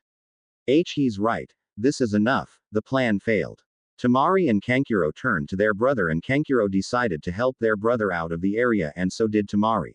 After seeing how Naruto fought with their brother and knowing now that Fenrix was far greater in terms of power and ability than Naruto, they would stand no chance before him. With that in mind, the three left the scene, allowing Fenrix to carry Naruto on his back while Sasuke and Sakura rallied with both Shikamaru and Shino as well as Shino's father and Asuma, while the senior dragon ascendant unleashed his wings to fly back to Konoha. There in the village of Konoha, the bad news of the death of the third Hokage was already moving about, dampening the victory earned by the forces of Konoha at the loss of their leader. However, they saw on his face a smile showing that while he died, he was happy to have given his all in the defense of the village. To be continued. Author's notes. I have to apologize for the mix-ups in the story. I had a lot to deal with at the time, so I kind of messed up at some important points in the story, but finished it and fixed it up as best I could at any rate. So far Naruto has actually been able to share drinks with Gamabunta thanks to the constitution of a dragon ascendant, and the fact that he is an ascendant makes Gamabunta respect him to a certain degree. How exactly does Gamabunta know about the dragon ascendants will be answered in the coming chapters soon enough, and the answers might very well surprise you once the ideas are organized well enough. And don't worry about Gamakichi and Gamatatsu, they will show up soon enough in this story of mine, so excuse me while I get things organized for the next chapter. If there are reviews, comments, constructive critiques, complaints and suggestions, then send them my way, but don't flame me since it's a waste of my time and yours.